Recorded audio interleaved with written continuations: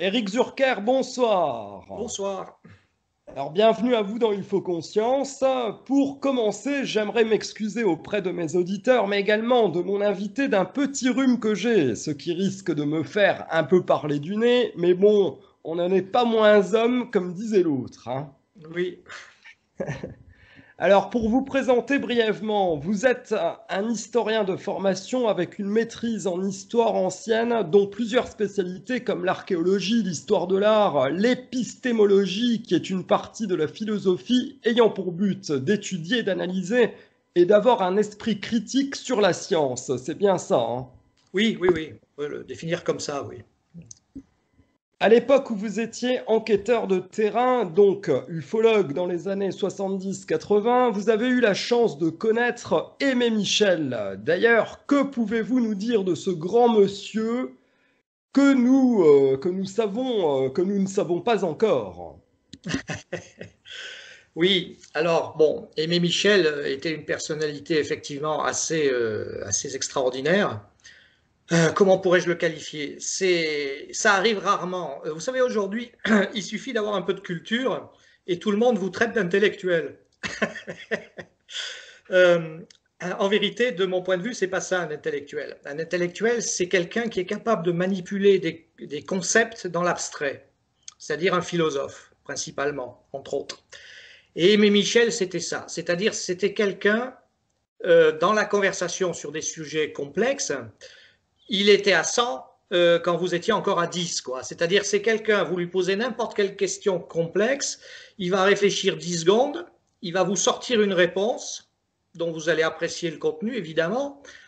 Et puis, bon, le temps passe après, et 10 ans, 15 ans après, des fois, vous faites certaines expériences, et tout d'un coup, vous vous tapez le front, et vous vous dites, bon sang, c'est ça qu'il avait voulu dire, entre autres. Voilà, c'était ça, Aimé Michel. Quelqu'un qui avait toujours une avance absolument incroyable, parce qu'il avait cette capacité à manipuler des concepts, et la culture allant avec, bien entendu.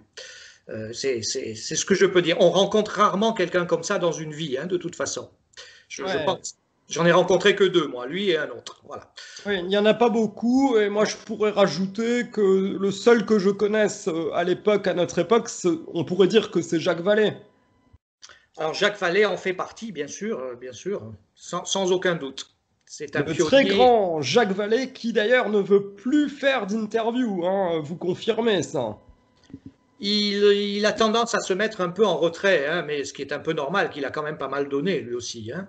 Euh, et quand on relit ce qu'il a écrit, on s'aperçoit que il était allé au bout des choses. Il avait de l'avance sur tout le monde, et je pense qu'il en a toujours, hein, de l'avance. Ouais. Oh que oui. Alors je continue donc cette présentation. Alors vers la fin des années 70, vous avez écrit l'excellent livre intitulé Les apparitions d'humanoïdes et plus récemment en 2015, vous avez participé à l'aventure du fameux livre OVNI et conscience qui au passage évoque le nom de mon émission, Il faut conscience, sur la demande de votre ami Fabrice Bonvin. C'est ça. Pouvez-vous résumer en quelques lignes ce dont il est question dans ce livre et êtes-vous en contact encore avec Jacques Vallée et si oui, que pense-t-il de ce livre? Oh, disons que Jacques Vallée est sans doute un peu à l'origine dans l'historique, hein, dans l'histoire des idées en ufologie, qui est un domaine qui m'intéresse beaucoup, qui est très peu connu, hein. J'ai coutume de dire qu'il existe plus de 600 livres en français sur les ovnis, mais il n'y en a pas un qui est consacré à l'histoire des idées en ufologie. Donc, il a joué un rôle terriblement important et il jouera encore, par ses écrits, même anciens, un rôle important, d'après moi. Euh, il faut voir que ce livre, le OVNI et conscience, alors est initié effectivement par mon ami Fabrice Bonvin, mais que il vient après des événements qui sont survenus dans ce qu'on appelle la décennie dorée, c'est-à-dire les années 70-80, qui ont mis en relief ce qu'on a appelé à l'époque un lien psychique ou une dimension psychique dans le phénomène et principalement dans les apparitions rapprochées, disons. Et ceci a fait l'effet à l'époque d'une bombe à fragmentation, tout simplement parce qu'il n'existait pas de cadre conceptuel pour pouvoir intégrer des événements pareils, des informations pareilles, des évolutions de ce type-là. Et l'ufologie française a volé en éclats tout simplement à la fin des années 70 à cause de ça. Hein. Et puis le temps a passé et on a oublié beaucoup de choses. Mais ces choses, justement, sont toujours là, sous-jacentes. Il suffit de se plonger dans les dossiers pour voir que c'est là d'une façon plus ou moins visible, des fois un peu sous-jacente, mais que c'est toujours là. Et Fabrice s'en est aperçu lui aussi, comme beaucoup d'autres.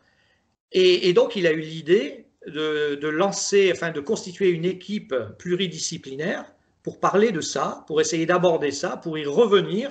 Alors, c'était un pari risqué, hein, et c'est toujours un pari risqué parce que c'est très dangereux pour un tas de raisons. Mais je crois que le livre a bien marché et qu'il constitue sans doute une étape qui sera peut-être décisive dans l'avenir. On peut voir ça comme ça. Voilà ce que je peux en dire en quelques lignes, hein, en quelques phrases plutôt. Très bien. Mais alors, il y a une question que je me pose qui me vient tout de suite à l'esprit, mais pourquoi ne pas avoir fait participer Jacques Vallée lui-même dans ce livre, à l'écriture de ce livre? Mais je crois que Jacques Vallée n'est pas intéressé par ça. Il a sa recherche propre.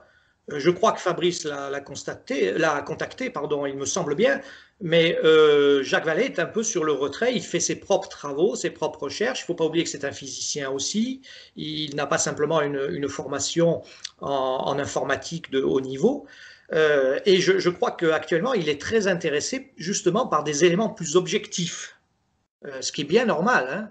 Donc je pense qu'il faut laisser ça peut-être à des physiciens, des techniciens de haut niveau, ce que tout le monde n'est pas. S'il existe un petit reliquat d'ufologie populaire et sérieuse au sens où je l'entends moi, elle devrait plutôt travailler et réfléchir sur le témoignage humain, ce qui est tout à fait différent. Et il faut bien marquer cette différence. Ouais, et puis on pourrait aussi peut-être dire que bien avant le livre OVNI et Conscience, probablement que lui avait déjà évoqué en fait ce qui est dit dans ce livre OVNI et Conscience à l'époque, dans les années 70-80. Il parlait déjà de tout ça, plus ou moins, quoi, on va dire. Oui. Il en parlait déjà. C'était les prémices, les prémices. Les prémices, c'est ça. Et on peut dire que dans les années 90, il a écrit des livres, un livre notamment, où il s'est même un peu attaqué d'une manière prémonitoire à l'ontologie qu'il y a derrière tout ça, c'est-à-dire la nature de la réalité qui pourrait être impliquée. Donc il fallait quand même l'oser à l'époque, c'était un peu moins facile qu'aujourd'hui. Et il l'a fait. Donc on peut lui rendre hommage, oui, je pense. Hein. Oui. Ah oui, on peut saluer son travail, effectivement, mais également celui donc de Fabrice Bonvin qui a eu cette bonne idée de réunir tout un collectif de personnes pour écrire ce pavé qui jette beaucoup de questions en suspens finalement. Hein. Ça reste, on reste dans le questionnement, parce que là on n'est pas dans l'affirmation, hein. On est bien d'accord. On ne peut pas. On ne peut pas, oui, on ne peut pas. Il faut bien voir que ce problème de la conscience dans le phénomène OVNI, il y a un argumentaire précis qui repose sur des centaines, voire des milliers de cas, mais il faut bien comprendre les enjeux. La vérité toute simple, c'est que ça heurte de plein fouet le paradigme matérialiste sur lequel on fonctionne toujours, quoi qu'on en dise. Et c'est pour ça que ça crée, que ça pose tellement de problèmes. Donc il faut y aller tout doucement, mais comme j'ai coutume de dire, il faut quand même tirer les conséquences des choses. C'est-à-dire que vous avez un certain nombre de cas qui vous racontent certaines histoires, et ça se recoupe relativement bien. À un moment, il faut sortir la tête du sable et voir quelles pourraient être les conséquences, les effets et les conséquences de tout ça. Et c'est ça qui dérange beaucoup, c'est sûr. Donc il faut y aller petit à petit, il ne faut pas courir trop vite, il faut essayer d'établir une dialectique avec la démarche scientifique, notamment de la physique. Et à ce prix-là, peut-être qu'on parviendra à un petit peu avancer dans la compréhension de ce phénomène. Eh oui, c'est ça. Alors maintenant que la présentation a été faite, nous allons pouvoir nous concentrer uniquement sur votre dernier livre qui vient de sortir sous le titre de Les apparitions mondiales d'humanoïdes. Et qui est un peu comme la Bible des rencontres du troisième type, hein, si je puis dire. Oui, oui, oui. Alors, ça concerne bien entendu les rencontres du troisième type, que moi j'appelle familièrement les apparitions d'humanoïdes. C'est un clin d'œil au livre de 78-79 aussi, qui concernait une étude sur les cas français à l'époque. Là, c'est sur les cas mondiaux. Donc, ce livre m'a demandé à peu près 1 an de travail. Il est illustré par de très nombreux dessins que j'ai faits. Il faut bien voir que ce qu'on ne voit pas derrière, en fait, c'est qu'il y a quelques décennies de travail derrière et que ce n'est pas une étude non plus. Hein. Si j'avais fait enfin, si j'avais publié une étude, d'ailleurs, elle n'aurait pas pu être publiée parce que ça aurait fait, au lieu d'avoir une centaine de cas relatés, il y en aurait eu 300. Oui, à peu près 300. Là, le document originel faisait 650 pages, ça aurait fait le triple. Il y aurait une bibliographie multipliée par 20, autant pour les notes, etc. etc. Bref, ça aurait été pratiquement illisible, je pense, d'un point de vue populaire. Et moi, je tenais absolument à ce que ce livre touche tout le monde, parce que c'est une forme de transmission, vu mon âge. Je sais parfaitement que la vie, c'est aussi le renouvellement. Donc, je transmets un certain nombre de choses, un certain nombre de mes analyses aussi, des études que j'ai pu faire là-dessus. Et puis ceux qui sont intéressés prennent, et puis les autres non. Et puis c'est très bien comme ça. Voilà, voilà quel est mon état d'esprit. Ben oui, c'est le travail de toute une vie et rien que pour ça, je vous félicite, vraiment. Merci, merci. Alors, je vais reprendre une question qui était la vôtre quand nous avons préparé l'émission ensemble, hein, quand vous m'aviez envoyé des mails. Alors, déjà, pourquoi s'intéresser à un sujet si incroyable? Voilà, alors ça c'est une question préalable qui est tout à fait pertinente. Effectivement, les RR3 représentent une part, on va dire, microscopique de cet ensemble qu'est le phénomène OVNI. En plus, ces cas sont totalement incroyables, absurdes la plupart du temps, et ils ont même été au début, dans l'histoire de l'ufologie, mis de côté par le milieu ufologique lui-même, tellement ils étaient incroyables, ça ne faisait pas sérieux du tout. Bon, ce n'est que petit à petit avec le temps qu'on les a admis à peu près dans les années 60. Alors, ces cas, pourtant, ils ont un immense avantage. Ils ont beaucoup d'inconvénients, c'est certain, mais ils ont un immense avantage. C'est qu'ils sont vecteurs d'information, plus que tous les autres. Et l'information est à la base de l'ufologie. Donc l'idée, c'était la mienne il y a 50 ans, c'est toujours la mienne aujourd'hui, c'est qu'il est impératif de recueillir, de trier cette information, bien entendu, de façon à bâtir un échantillonnage relativement fiable. Et à partir de là, il faut analyser, il faut séquencer et analyser cette information.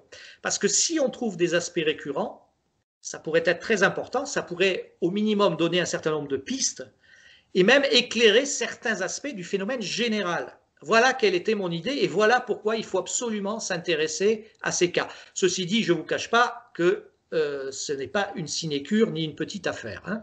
Voilà. Ouais, on est bien d'accord, hein. Alors, dans ce livre, il y a donc 106 RR3, dont un tiers sont illustrés par vos dessins, relatés par ordre chronologique et évoquant des affaires inconnues ou oubliées. Pouvez-vous nous en citer quelques-unes, Eric?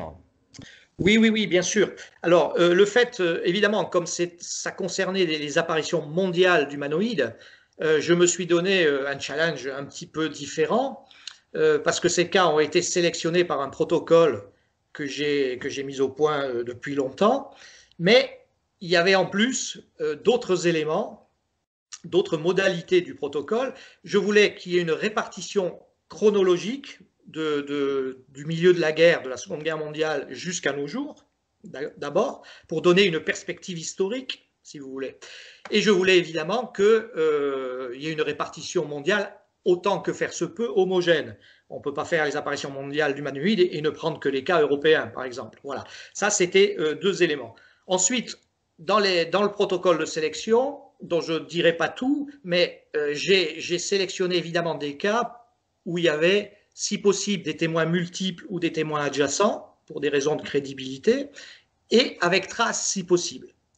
Alors, toute cette histoire commence en vérité pendant la Seconde Guerre mondiale et plutôt, on va dire, en Europe de l'Ouest, c'est-à-dire en zone occupée, notamment la France et l'Italie, où il y a des notifications à partir de 1943. Alors, il faut savoir qu'à cette époque, il n'y a évidemment pas eu d'enquête. L'ufologue n'existait pas, on ne savait même pas ce que c'était qu'un ovni ou un ufologue. Et puis, bien entendu, en temps de guerre, les gens n'ont pas parlé, ils n'ont parlé qu'après-guerre. Et il n'y avait pas de cadre conceptuel non plus. Donc, vers la fin de la guerre, ceci a été souvent interprété comme étant des armes secrètes, principalement nazies d'ailleurs. Et dès la guerre finie, vont apparaître un certain nombre de cas, aujourd'hui très oubliés, mais qui sont quand même très importants, parce qu'ils ont pratiquement tous laissé des traces. Et ces cas vont apparaître un peu partout en Europe, et je les qualifierais de prototypes, de cas prototypes, d'espèces de moules-mères, de patterns, comme on dit en anglais. Pourquoi? Parce qu'ils contiennent, en les regardant aujourd'hui, ils contiennent déjà tout ce qui va fonder le phénomène OVNI tel que nous le connaissons aujourd'hui. C'est d'ailleurs un sujet de discussion entre chercheurs, parce qu'il y a deux thèses qui s'affrontent, hein, vous le savez peut-être. Certains se demandent si tout n'était pas là du départ et que c'est l'accumulation du temps et des cas qui a fait que notre vision s'est peu à peu éclaircie, a progressé. Ce qui revient à dire que le cadre explicatif, la grille de lecture que nous mettons en place est déterminante dans cette affaire-là. D'autres pensent que le phénomène a injecté de la complexité de temps en temps, de façon soit à nous faire évoluer, soit à garder une certaine distance. D'ailleurs, Jacques Vallée n'était pas loin de cette hypothèse dans les années 75 avec le Collège invisible. Hein. Voilà. Alors, l'avis des chercheurs, c'est que tout était là du départ. Je partage cet avis en le nuançant un petit peu, vu que, par exemple, on assiste à une inflation des abductions dans les années 80-90. Donc là, on dirait que le phénomène a un peu appuyé sur le champignon de ce côté-là, si vous me permettez l'expression. D'ailleurs, les deux propositions ne sont pas contradictoires. Alors, vous m'avez demandé un certain nombre de cas. Parmi les premiers cas, il y a le cas d'Angel Holm en Scanie, c'est-à-dire en Suède du Sud, qui arrive dès 1946. Ce cas se déroule quelques jours seulement avant le début de la fameuse vague des fusées fantômes, qui est, soit dit en passant, la vague la mieux enquêtée de toute l'histoire, pour certaines raisons. Et ce cas, on a déjà une tentative de paralysie sur le témoin qui va échouer. On a une espèce de cloche lumineuse rouge qui coiffe l'objet, qui est de dimension imposante, qui va laisser des traces au sol qui seront visibles pendant 20 ans. D'ailleurs, au début des années 60, il y a encore des gens qui louaient des monomoteurs pour les survoler et faire des photos. J'ai mis le plan de ces traces. On a même fait, dans la clairière où c'est arrivé, une espèce de statue commémorative. On trouve de très nombreuses photos là-dessus. Ce cas, avec un personnage très important, quand on a pu le suivre, ce personnage qui était un témoin un peu hors norme hein, quand même, on s'est aperçu qu'il y avait... on ne peut pas dire que c'est une histoire de contacté parce que ce n'est pas vrai. Mais il y a certains éléments, il y a encore un aspect psychique qui a été masqué pendant très longtemps parce que cette personne, le jour d'après, la nuit d'après, a commencé à faire des rêves lucides qui lui racontaient une histoire, l'histoire de ce vaisseau qu'il avait vu posé au sol. Et alors, lui, il ne s'est jamais dit contacté, il savait très bien que c'était des rêves, hein, et il ne faisait pas de confusion. Mais ça a orienté sa vie, c'est vrai. Alors, ce cas d'Angel Holm, c'est un cas prototype, très important. L'année suivante, il y en a un en Italie, à Raveo, qui est dans le Frioul, la partie nord-est et montagneuse de l'Italie. Pareil, on va retrouver des éléments dans ce cas. Alors, il y a de nouveau une tentative de paralysie du témoin, mais cette fois-ci avec un petit objet qu'un des deux êtres prend à sa ceinture. Vous voyez un peu la descendance historique de cette affaire-là. Il y a un tas de choses bizarres. Hein, il y a le vol du piolet du témoin qui est paralysé. Alors là, pour de bon, ça marche. Il y a des choses très étranges qu'on a un petit peu l'habitude de voir aujourd'hui, mais à l'époque qui sont passées effectivement totalement inaperçues, notamment les mains des personnages, etc. Vous avez un cas important en Allemagne, à Emmer, dans le Sauerland, en 1948, et les cas vont un petit peu s'enchaîner comme ça, des cas importants. J'ai eu la chance... Alors, il y a le très important cas d'Abbiat et Guazzon en Italie en 1950, en avril 50, en Lombardie. Alors, ce cas est une sorte de réplique, bien que sur la forme, ça ne ressemble pas. Mais en vérité, sur le fond, c'est une sorte de réplique de celui d'Angel Holm en 1946. Le témoin tombe sur un objet qui est posé au sol, sur un terrain détrempé, qui va laisser encore une fois des traces. Et apparemment, l'objet est en panne, il y a une espèce de soudeur qui est là. Le témoin est un ouvrier. Et il va se faire paralyser, et cette fois-ci, il va y avoir un peu des dégâts, et puisqu'il a dit qu'il avait été coupé en deux par le rayon, et que sa tête avait heurté une pierre, il s'était mis à saigner. Bon, finalement, il s'était mis assis, il avait vu le rembarquement, l'objet partir. Il est revenu le lendemain matin, il y avait des traces importantes, et surtout, il y avait des résidus de soudure sur le sol. Ces résidus ont été récupérés et analysés, et c'était une forme d'airain, c'est-à-dire de bronze, mais résistant à la chaleur et à la friction. Il a toujours dit jusqu'à son décès que c'était la pire chose qui lui était arrivée de sa vie, vu la façon dont il a été traité après. Abbiate Guazzon est un cas très important, comme Angel Holm. Il faut savoir qu'à Angel Holm, il y a eu aussi un résidu retrouvé qui s'est révélé de nature totalement triviale. Hein. Ça aussi, c'est une constante qu'on verra par la suite. Et puis, en 51, il y a un cas que j'ai moi-même enquêté. Alors là, je l'aime beaucoup, évidemment, puisque je l'ai révélé et enquêté en 76, ce cas, en ayant la chance d'interviewer, de faire l'enquête avec le dernier des 3 témoins, c'était une femme. Donc 3 témoins ont vu, un couple et un ami policier, ont vu à Beau Soleil, une petite ville qui jouxte Monaco, un soir de l'été 51, un objet extrêmement curieux, en forme d'œuf, un peu comme à Valensole, mais entièrement transparent, et sans système de propulsion à l'intérieur. Alors, ils n'ont pas compris ce qu'ils ont vu, ils ont hurlé pour appeler des témoins, il y en avait beaucoup sur la place, et l'objet, avec un petit sifflement, est parti à toute vitesse. Il y avait 2 personnages qu'ils ont à peu près vus dedans, et ils en ont discuté pendant toute leur vie, parce qu'ils se voyaient fréquemment, et ils n'ont jamais compris ce qu'ils avaient vu. Voilà. Ça, ce sont les cas, je dirais, des origines. C'est ces cas qui vont constituer finalement, par leurs matériaux, la mythologie ovni. J'emploie le terme mythologique parce que par rapport à ces cas qui paraissent quand même sérieux, il y a évidemment tout de suite une véritable mythologie qui s'est créée, qui est d'ailleurs à l'origine du brouillage humain dont on parlait tout à l'heure. Voilà. Et puis on arrive donc à la vague de 1954, qui est un événement assez exceptionnel, puisque c'est une vague presque entièrement occupée par les RR3, dont on a 90 notifications quand même. Oui, c'est vrai que c'est la plus grosse vague de rencontres du 3e type, c'est bien 54, hein, c'est clair. Oui. La vague était une telle puissance qu'elle a balayé la France, évidemment, mais qu'elle a touché l'Afrique du Nord et qu'elle a touché surtout l'Italie, puisqu'on a 20 notifications de cas en Italie aussi. Donc c'était vraiment un phénomène très important qu'on ne reverra jamais. Et ensuite, bon, une fois la fièvre retombée, le phénomène des RR3 a continué sa montée en puissance, d'une façon un peu indépendante d'ailleurs. Et dans les années 60, par exemple, on va avoir affaire à des cas mondialement connus, que je n'ai pas remis dans le livre d'ailleurs, parce qu'ils sont tellement connus et rabâchés que ce n'était pas la peine de le faire une fois de plus. C'est le cas de Socorro au Nouveau-Mexique en 64, par exemple, celui de Valensole dont on parlait en France en 65, et celui de la plaine des Cafres à La Réunion en 68. Voilà. Les babas, les fameux babas Michelin, j'en ai fait une émission juste avant celle-ci, donc une émission spéciale La Réunion avec les bonhommes Michelin. Ouais. Bien sûr, avec des traces de radioactivité décelées encore une fois par la gendarmerie. Pourquoi? Parce que la gendarmerie a le matériel pour se faire, tout simplement. Si tous les ufologues avaient eu le matériel dans les années 70, je suis prêt à parier qu'on aurait retrouvé quelques autres cas avec des traces faibles de radioactivité. Voilà. Il est bon de préciser. Sur la fameuse décennie dorée, hein, 70-80, pour vous donner un ordre d'idée, on n'a jamais eu autant de RR3, puisque 76 de mémoire, il y a eu 600 notifications dans l'année.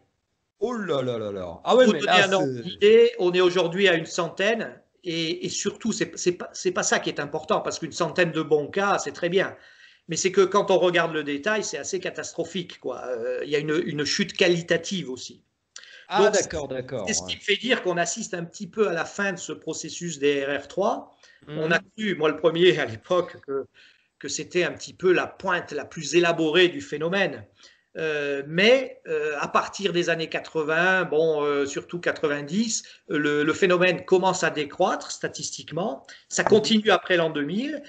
Et il y en a toujours, mais de moins en moins. Et si ça continue sur cette pente-là, d'ici 10 ans, je dirais, on sera revenu au niveau de 1945. Vous voyez? D'accord. Voilà. Alors, si j'ai bien compris, la vague de 54, c'est quand même plus intéressante que celle de 76. C'est-à-dire qu'en 76... Il y a beaucoup à jeter, quoi, vous avez dit, en 76.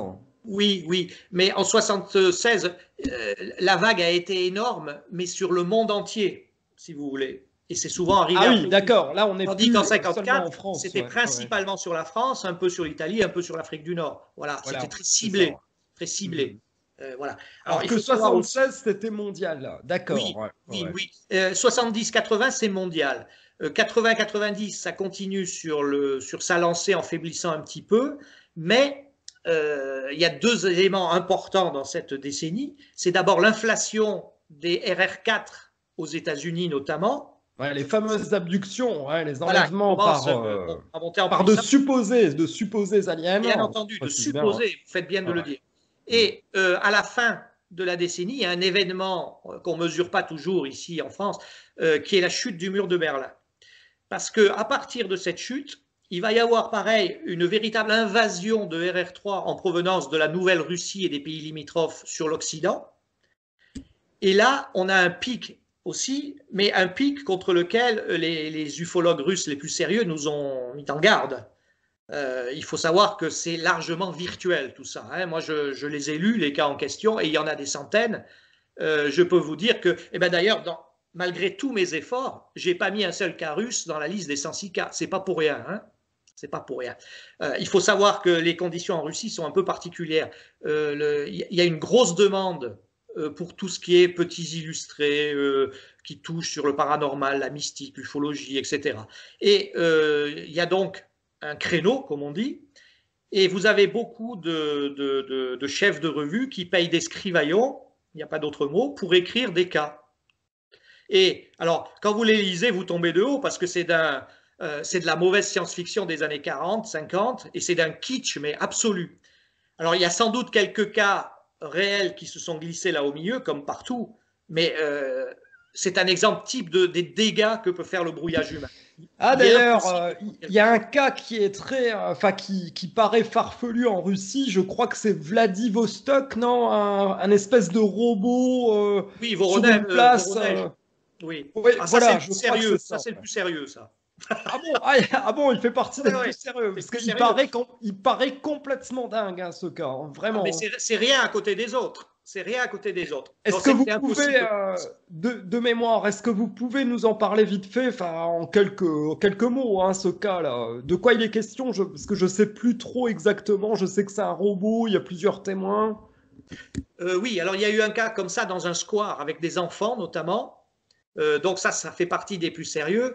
Et il y a un autre cas qui est très intéressant aussi avec un camionneur, si ça vous parle, qui a eu son camion sur une route déserte arrêté par un objet qui était posé là. Et il y a eu une sorte de contact télépathique avec une histoire de demande de feu de briquet au milieu. Ah non, je connais pas Non, vous ne celui-ci. connaissez pas celui-là. Alors ça fait partie des plus sérieux aussi. Hein. Et alors ça vous laisse une idée de ce que peut être le reste. Ah oui, effectivement, ouais. Ah, il faut faire vraiment, vraiment attention. Il vaut mieux passer par un ufologue comme Boris Chourinov, par exemple, dont le livre a été traduit en français, hein, Les deux faces de l'ufologie russe. Là, on a affaire à des quatriers enquêtés réellement et pas à ces histoires-là, quoi. C'est Très malheureux. grand ufologue russe qui parle d'ailleurs très bien le français en plus, hein. Oui, oui, oui, bien sûr, bien sûr. Donc là, on est dans un domaine, dans un lieu, si vous voulez, dans une zone où il faut vraiment faire attention. J'ai failli prendre un cas qui s'était déroulé en Ukraine, mais finalement, les modalités du protocole l'empêchaient. C'était pas possible. Vous savez, dans les modalités d'un protocole, il faut qu'il y ait au moins deux choses. Il faut qu'il y ait une enquête. Ben, c'est un peu le minimum syndical, on va dire. Hein. Oui, c'est le minimum. Ouais. Il faut qu'il y ait une enquête et il faut qu'on puisse tracer les sources. Il faut savoir qui a vu quoi, qui a dit quoi et qui a transmis quoi. Et croyez-moi, vous en apprenez beaucoup par ce biais-là. Beaucoup. Beaucoup trop d'ailleurs, des fois. Et donc là, c'est pas possible. C'est pas possible. Ouais, voilà. Donc, il faut faire attention. On est dans un domaine où il faut faire attention. Alors de mémoire, vous savez plus. Alors pour ce cas-là, le cas avec le robot, bon, on va pas non plus, comment dire, prendre du temps à expliquer ce cas-là, mais c'est juste en quelques mots. Vous savez Oui, le cas j'ai de. le souvenir. Alors, si c'est de ça dont vous parlez, c'est le cas de Voronev. J'ai le souvenir d'un objet se posant, d'un robot en sortant et terrorisant des passants dans un square, dont des enfants. Il y a eu effectivement plusieurs témoins sur ce cas-là, qui a été très contesté en Russie aussi et partout, évidemment. Mais voilà, il n'y avait pas une histoire de rayon laser, quelque chose comme ça. Enfin, c'était vachement loufoque, hein, quand même, comme truc. Hein. Alors, ce serait... Bon, si on part du principe que le cas pourrait avoir des éléments de crédibilité, ce ne serait pas étonnant, puisque il y a une lumière associée à une manifestation OVNI, je parle du phénomène en général, hein, dans 96% des cas. Donc le fait qu'il y ait de la fantasmagorie lumineuse, c'est un grand classique. Ah, d'accord. Oui. Et les RR3 sont comme l'ensemble du phénomène sur ce point-là. Alors, je vais me rectifier, qui pourrait paraître loufoque, mais qui ne l'est pas forcément. Hein. C'est plutôt ça qu'il faut dire. Oui, c'est ça. Il faut toujours faire attention, pour une raison très simple d'ailleurs. J'y étais pas, vous non plus. Et exactement. Il faut savoir qui dit quoi, fait quoi et a vu quoi. Oui, il faut. Il y a une enquête derrière. Voilà. Et puis c'est vrai qu'en ufologie, il faut faire attention à ce que l'on dit. Il faut employer les mots justes, comme je disais tout à l'heure, supposés aliens, parce que on n'a aucune preuve qu'il y a des aliens qui abductent, enfin qui enlèvent tout ça des humains. Oui. Mais alors, là, je rebondis. Là, vous faisiez tout à l'heure un rapport là, avec, vous parliez de beaucoup de témoins qui étaient paralysés. Et là, ça fait écho directement avec le fameux cas très célèbre de Valençol. Oui.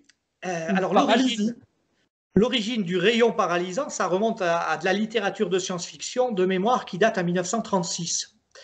Et le premier cas qui apparaît en Europe sur une tentative réussie de paralysie sur un témoin, c'est pas Angel Holm en 1946 parce que la tentative a été faite mais elle a échoué.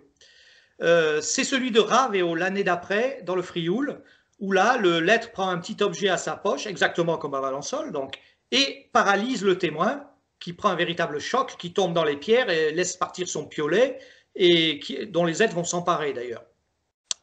Voilà, ça c'est le premier cas. Par la suite, il y aura beaucoup d'autres cas de paralysie, soit spontanée, c'est-à-dire on ne voit rien, le témoin s'approche de l'objet et se retrouve paralysé. On a un cas en 58 en Suède encore, comme ça, avec un objet qui laissera des traces dans le champ et un être qui est vu. On a des tentatives à partir d'espèces, ce que les témoins appellent des appareils photos, c'est-à-dire c'est une sorte de boîtier carré ou rectangulaire que l'entité a sur sa poitrine, avec un rond brillant, et à un moment il se passe quelque chose, il appuie dessus, le rayon part et le témoin se retrouve paralysé. Voilà, c'est en gros les trois façons de paralyser un témoin. Ah là, ça fait penser un peu, vous savez, comme l'espèce de stylo dans Man in Black, là, avec Will Smith, quand il met le stylo, il y a un flash qui sort, et puis du coup, la personne est paralysée. Oui, ça fait un peu penser à ça aussi, hein. Sauf que c'est-à-dire que c'est bien avant. C'est surtout les scénaristes du film qui se sont fondés sur les voilà, qui connaissent. C'est ce que je voulais dire, c'est bien, c'est des années, des 30 ans avant la sortie du film.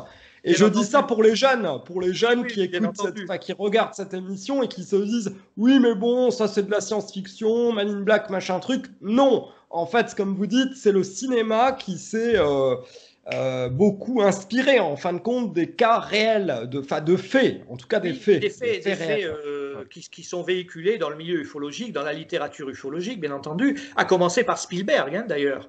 Ah oui, avec Rencontre du troisième type. Oui, et puis même la série Taken. Qui est excellente série parce qu'il s'est fondé sur la littérature qui parle des abductions et puis de Roswell aussi, qui fait un clin d'œil à il mélange un peu tout, hein, évidemment. Il mélange un peu tout, mais c'est de bonne guerre. Il fait du cinéma, c'est du divertissement. Et puis ça intéresse les gens. Donc voilà.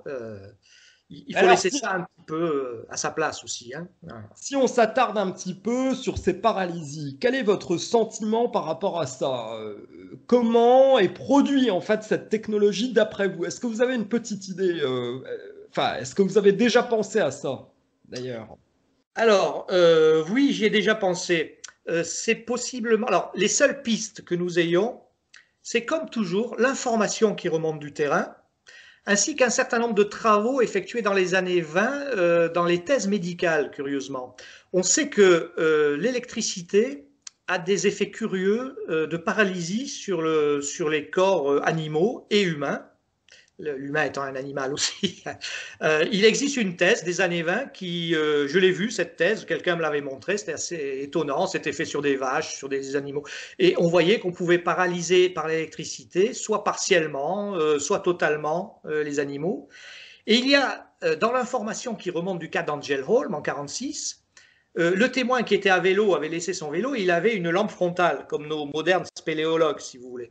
Et quand il a vu cette lumière rouge descendre dans cette clairière qu'il connaissait très très bien parce qu'il y jouait étant enfant, il a mis la lampe dont il venait de changer la pile dans la poche. Et il y a été comme ça. Et à un moment, bon, il est tombé sur la scène, il n'a pas très bien compris, il a pensé que c'était une espèce de fête foraine d'abord, ensuite il a pensé à un appareil secret américain, puis finalement il a compris que c'était pas ça. Et il y avait un homme devant qui l'a appelé le gardien, qui lui a fait signe de ne pas avancer. Mais comme il a fait un pas de plus, il a porté la main au boîtier qu'il avait à la poitrine, et là, il a senti quelque chose, il n'est pas tombé, il n'a pas été paralysé, mais il a eu un peu un mouvement de recul, et il a entendu un clic dans sa poche. Bien plus tard, quand il a voulu reprendre, parce qu'il faisait nuit, il a voulu reprendre la lampe, la pile était complètement vidée alors qu'elle était neuve. Je trouve que ceci nous donne peut-être quelques pistes. Peut-être. Il pourrait s'agir d'une technologie pas si compliquée finalement. Ouais, effectivement, effectivement. Et oui, et oui. Alors, il y a un autre cas qui est tout à fait intéressant, c'est le cas de la créature de 3 mètres de haut en Italie. Vous aviez évoqué ce cas-là dans ODH TV de Gilles Thomas. Je le salue d'ailleurs s'il nous écoute. Oui, oui, Gilles. Est-ce que vous... Ouais, qui est quand même... il fait beaucoup pour l'ufologie. On a beaucoup de chance de l'avoir en France parce qu'il n'arrête pas. Il va partout en France, il se déplace, il fait des enquêtes partout, des interviews. Un très bon ami. En tout cas, chapeau à lui. Oui, chapeau vraiment, oui. Et donc cette histoire, est-ce que vous pouvez nous en parler un peu de cette histoire, de cette créature? C'est quand même hallucinant. Il y a plusieurs témoins en plus. Il y a une trentaine de témoins. Alors ça s'est passé dans un petit village, sur la route menant à un petit village qui s'appelle Mortigliano, en Vénétie, de mémoire en 2012. Alors, il faut se mettre dans la peau peut-être du témoin principal parce que lui a été au contact de l'être. Si vous voulez, il arrive dans un rond-point et il s'aperçoit que la voiture se met en panne, que les téléphones ne marchent plus, et il voit qu'il y a une trentaine de, peut-être pas 30, mais 15 ou 20 voitures arrêtées sur le bas-côté. Et il voit cet être, alors tous les gens étaient confinés à l'intérieur des véhicules évidemment, et il voit en pleine nuit cet être qui faisait d'après tous les témoins 3 mètres de haut, et qui se baladait, il n'était pas du tout agressif, mais il se baladait entre les voitures. Et ce témoin est le seul à avoir eu le courage de prendre une lampe, de sortir de la voiture, et il a réussi à éclairer de près l'être qui a fait demi-tour et qui est parti, il n'a pas été agressif, et au bout de 15-20 minutes, l'être est parti dans un champ voisin, et les voitures ont pu repartir. Donc vous avez un enquêteur comme Antonio Chiumento qui a fait un gros travail parce qu'il a retrouvé la plupart des témoins, donc ça a pris des mois, voire des années. Il a même publié en Italie un livre en italien, donc, qui s'appelle L'Extraterrestre di Mortigliano, sur ce cas. Il faut savoir que le personnage, l'entité, disons, avait été vu la veille par 2 témoins et a été vu le lendemain par 2 autres témoins à 50 km de là. Il faut savoir aussi qu'il n'y a pas eu d'observation d'OVNI associée. Ce qui, évidemment, ça aurait été mieux, je ne vous le cache pas. Donc, le débat en Italie actuellement, et là où je pensais qu'il irait, parce que quand je vois un cas comme ça, alors bon, il faut que je vous révèle un certain nombre de petites choses. Quand vous avez un gros cas, je pars, moi, du principe, c'est un principe d'expérience, qu'il y a toujours un processus invalidant dedans. Donc, j'ai cherché ce processus invalidant, je l'ai trouvé très rapidement, parce que les 2 témoins qui ont vu le lendemain l'être, il y en avait un qui était un éleveur. Je me suis donc renseigné je ne sais pas pourquoi, ça m'a pris comme ça, parce que je ne voyais pas d'éléments invalidants. Donc, j'ai demandé, j'ai fini par savoir de quoi il était éleveur. Il était éleveur d'autruches.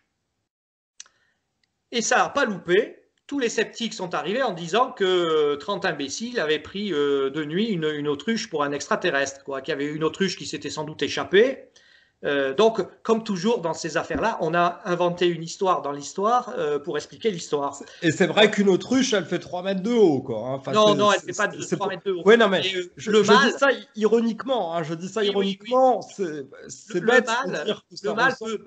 Oui, certains mâles en petit nombre peuvent déployer, aller jusqu'à 2,50 m.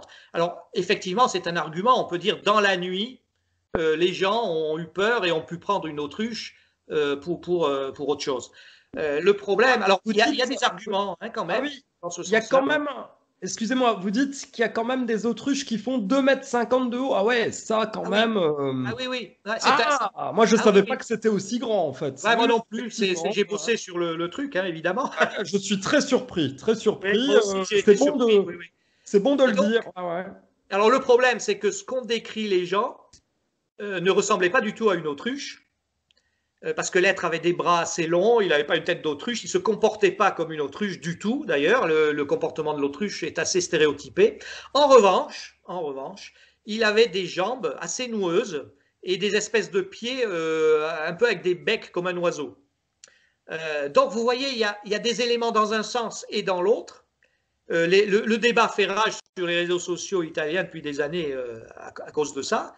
Et vous avez enfin, on peut dire en conclusion que ce cas est à la marge, comme la plupart de ces cas, parce qu'il y a quand même des processus invalidants.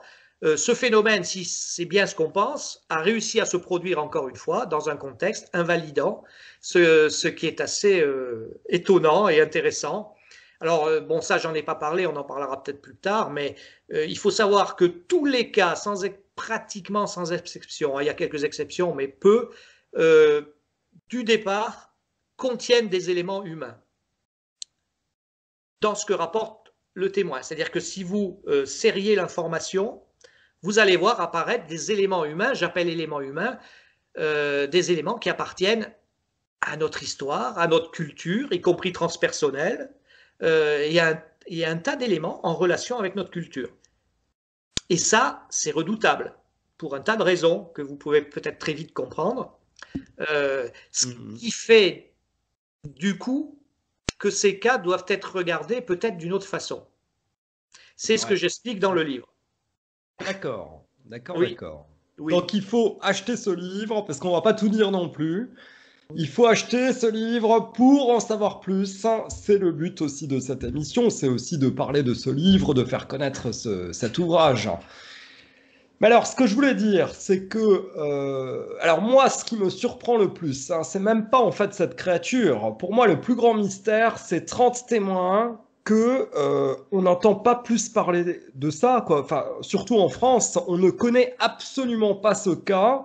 Et je ne comprends pas pourquoi. Il y a quand même 30 témoins, ça devrait passer au JT, au journal télévisé, enfin de l'époque, ou même on devrait en parler quand même, puisque il y a beaucoup de témoins là. C'est pas n'importe quel cas de figure. Hein. C'est vrai, mais vous savez comme moi qu'il y a une chape de plomb sur ces phénomènes qui sont considérés comme non sérieux, voire délirants. Oui, d'accord, mais si on met ces 30 témoins à la télévision et qui témoignent chacun à leur tour, oui. Voilà, les gens vont quand même tilter, vont se dire, mais attends, c'est pas possible que ce soit 30 acteurs. Vous voyez ce que je veux dire? Bien sûr, bien sûr. Mais il y a eu une ou deux émissions où on a notamment invité le témoin principal. Il est appelé comme ça parce qu'il est sorti de la voiture, lui. Lui, il n'a pas eu peur d'aller au contact de l'être et de l'éclairer, même. Alors, lui a toujours dit que ce n'était en rien une autruche ou un truc comme ça, hein. Voilà.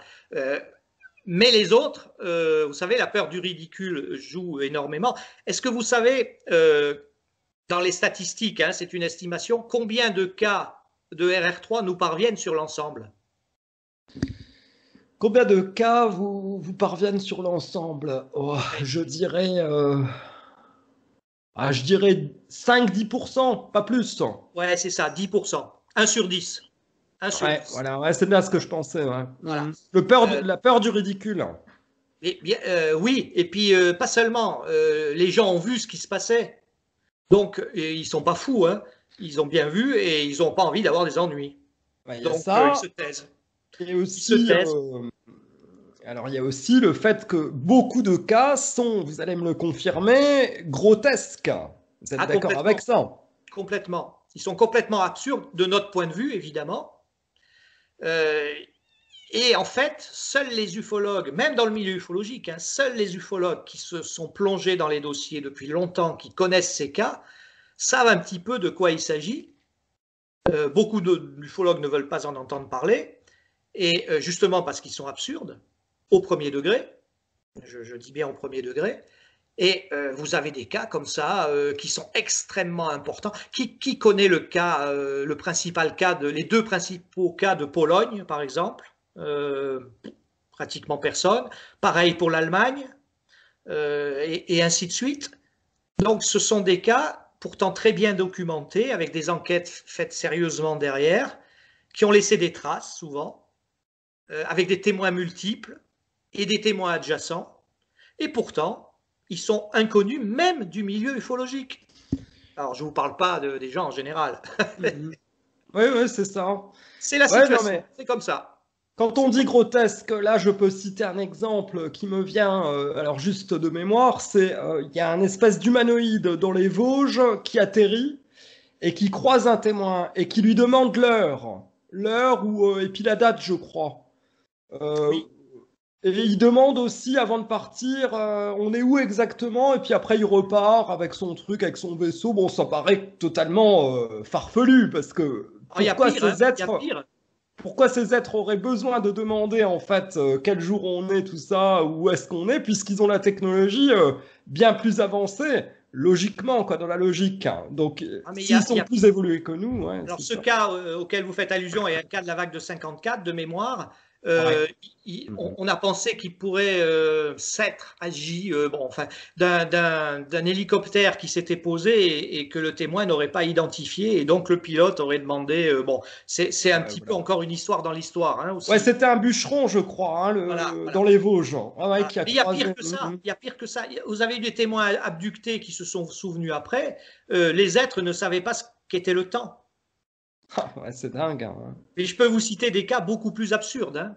Le fameux cas d'Émile Saint en Pologne est un sommet de l'absurdité. Et pourtant, ce cas est très intéressant.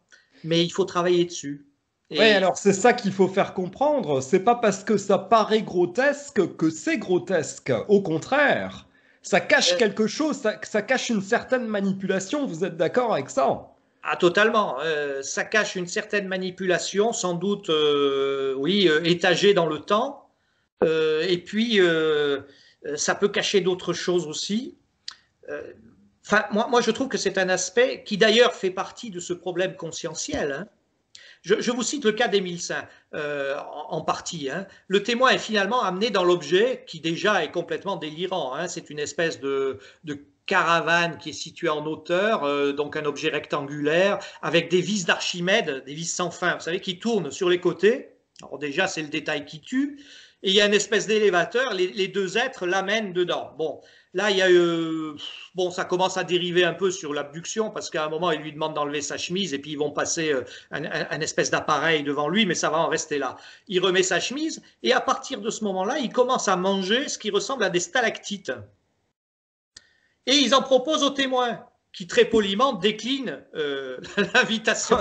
Ah bah oui, Vous voyez un peu. ouais, c'est quand Donc, même oui, de bon, alors vous haute voyez un peu, étrangeté. Hein. Mhm. c'est là que la grille d'analyse est problématique parce que vous voyez les extraterrestres qui seraient là, qui auraient fait monter ce brave gars, ce brave paysan et qui après avoir vu, avoir fait une espèce de radio du thorax, lui propose pour le remercier des stalactites. Bon, ça n'a aucun sens évidemment à Eh première. oui, eh oui. Sauf que quand vous fouillez les choses, mais là il faut un peu de culture, il faut balayer, il faut un peu de chance aussi. Vous apercevez que pendant plus de 1000 ans, en Chine, on croyait dans la mythologie, dans le folklore, à ce qu'on appelait les immortels. Il y en avait 7, je crois. Et ces immortels passaient pour habiter dans des grottes et de se nourrir exclusivement du sel de la terre, c'est-à-dire des stalactites. Ah, tiens, comme c'est intéressant ça. Ouais, c'est vrai que c'est troublant, hein. C'est Alors, quand je troublant. dis que le Ah phénomène ouais. puise dans notre histoire, dans notre culture et des fois dans l'environnement, par un espèce d'effet mimétique, un certain nombre de choses qu'il nous montre, Ah ouais. c'est ça que je veux dire. Et j'ai même une formule un peu forte à ce sujet. Seule notre inculture nous empêche de détecter immédiatement d'où ça vient. Alors, il ne faut pas prendre ça au sens péjoratif, hein. Un être humain ne peut pas maîtriser à lui tout seul des milliards d'informations, évidemment. Donc, on Donc, est tous incultivés, si vous voulez aller par là. alors Eric, si je comprends bien là vos propos, on n'est plus trop dans une manipulation, mais ce serait plutôt une sorte d'acclimatation, c'est-à-dire nous envoyer des messages petit à petit, nous habituer à quelque chose qui nous renverrait vers des choses plus humaines, c'est ça, c'est-à-dire, oui, acclimatation plutôt que manipulation. Oui, alors c'est une possibilité aussi, parce que tout ça comporte des aspects sous-jacents de nature symbolique, psychique, culturelle qui nous appartiennent, donc des aspects mimétiques. Vous avez peut-être entendu certains ufologues parler d'effets spéculaires, de dimensions spéculaires, c'est-à-dire d'effets miroirs. Et c'est ça que ça veut dire, en fait. Il n'y a pas de différence vraiment fondamentale entre le mimétisme et un effet miroir, automatiquement. Et ceci évoque plutôt des problèmes liés à une forme de communication à sens unique, je dirais, ou qui ne parvient pas à aboutir. Mais si on se repique sur l'hypothèse extraterrestre, par exemple, il est évident que si on est surplombé par une intelligence évoluée et qu'un véritable gouffre évolutif nous sépare, rendant impossible toute communication, ce genre de choses, c'est exactement ce à quoi on doit s'attendre. Exactement. Est-ce que c'est ça? C'est impossible à prouver, bien entendu. Mais quand même, ça pourrait être ça. Et dans ce cas-là, évidemment, il y a un petit problème, un gros problème même là au milieu. C'est que ça remet en cause le statut ontologique de ce qu'on voit. Nous voyons peut-être, tout simplement, nous prenons peut-être au premier degré, et c'est fait pour ça d'ailleurs, des signifiants porteurs de signifiés, mais qu'on ne parvient pas à comprendre, ou très mal. C'est une possibilité qu'il ne faut pas négliger. Et là, C'est pas une hypothèse sûre, prouvée, si vous voulez, hein, qu'on peut vérifier. Mais c'est ce qu'indique, quand vous prenez 300-400 RR3, vous avez quand même de plus en plus cette impression-là, quoi. Voilà. d'accord, d'accord, Oui, d'accord. oui, oui. Ouais, c'est beaucoup plus complexe qu'on s'imagine en fin de Ah compte, oui, hein. ah oui. Le phénomène OVNI, c'est une invitation à penser la complexité. C'est rien d'autre. Ça invite tout le monde à Oui, réfléchir beaucoup plus sur oui. nous-mêmes d'ailleurs, hein, à À réfléchir faire sur attention au nous-mêmes. premier degré surtout. Il faut faire attention au premier degré. C'est fait pour qu'on marche et on ne marche pas, on court là-dedans. Ah oui, Mais, ouais, c'est vrai. mais quand vous analysez un petit peu tout ça, vous dites, vous retrouvez à la marge, si vous voulez. Vous dites, Mhm. ah, ça pourrait ne pas être ce qu'on projette dessus, en fait. Voilà. Ouais, il faut prendre beaucoup de recul, beaucoup de Oui, oui, recul. il vaut mieux prendre un petit peu de recul sur ces affaires-là, oui. Vous Eh oui. comprenez par là pourquoi des ufologues ne veulent pas en entendre parler et pourquoi les sceptiques disent oh ben, on n'a qu'à prendre l'hypothèse la plus simple, c'est que ça n'existe pas. Et Ah comme bah ça, oui, le problème est ouais, réglé. Eh ouais, ben oui. tout à fait, c'est Eh ça, ben c'est oui. ça. Alors en antenne, vous m'avez parlé d'un cas sensible au col sur loup dans l'arrière-pays niçois. Col sur loup, oui. Pouvons-nous maintenant en parler alors? Parce que c'est un sacré cas, hein. Sacré Oui, cas hautement très intéressant là. oui, oui. Alors c'est un cas qui s'est déroulé en août 1975. Pour moi, c'est le plus grand cas, le cas français le plus important en ce qui concerne on va le cataloguer dans une rencontre du troisième type quand même. Les êtres sont non anthropomorphes, mais c'est quand même ça. Alors ce cas s'est déroulé pendant 2 heures et demie de nuit. Il a eu 6 témoins. Il y a eu un objet qui a été observé avec une espèce de trombe qui a déposé les êtres. Ils étaient 4 en quinconce dans la clairière. Il y a eu tout un tas de phénomènes avec les montres qui tournaient à l'envers. Les témoins, les garçons, il y avait 4 garçons et 2 filles. Ils ont laissé les filles derrière. Ils ont tenté de retourner dans la clairière dans la nuit par 3 fois. Ils se sont heurtés à une sorte de mur de verre. Ils n'ont pas pu. Le matin même, la gendarmerie a été prévenue. Elle était là à 8 heures. Et ils ont retrouvé des traces dans la clairière, dont des traces de radioactivité. Ce cas donc a fait l'objet d'un rapport, d'une enquête de gendarmerie, d'un dossier qui n'est pas accessible aujourd'hui, il est classé dossier sensible. Et il faut savoir que j'ai fait l'enquête très vite à l'époque, j'étais pas le seul, ce n'est pas un cas que j'ai révélé à proprement parler. En revanche, le témoin principal, il y avait 2 témoins très proches de ces choses-là. C'est un ami depuis plus de 40 ans et nous nous voyons très très régulièrement et nous discutons sans arrêt de ça. D'ailleurs, c'est pour ça que j'ai appris un tas de choses en plus là-dessus. Voilà, ça c'est un cas tout à fait exceptionnel par son contenu et sur tous les plans. Alors qu'est-ce qui a été vu? Bon, ils ont appelé ça des portes de frigidaire, ça dit bien ce que ça veut dire. C'était 4 formes rectangulaires de 2 mètres sur 1 mètre, légèrement lumineuses, qui se sont mis à avancer vers les 2 témoins qui campaient en quinconce, d'où la panique généralisée. Alors il faut savoir qu'à un moment, il y a des espèces de dieux plus lumineux qui se sont allumés dans le 2e tiers supérieur de ces choses, et qu'un des témoins s'est senti fouillé, mais des pieds à la tête, psychologiquement, par ses yeux, qui balayaient de concert toute la prairie, et il a ressenti une terreur absolument incroyable. Il a toujours refusé de retourner, même en plein jour, là où ça s'était passé, et j'ai pu le ramener il y a 2 ans pour la première fois.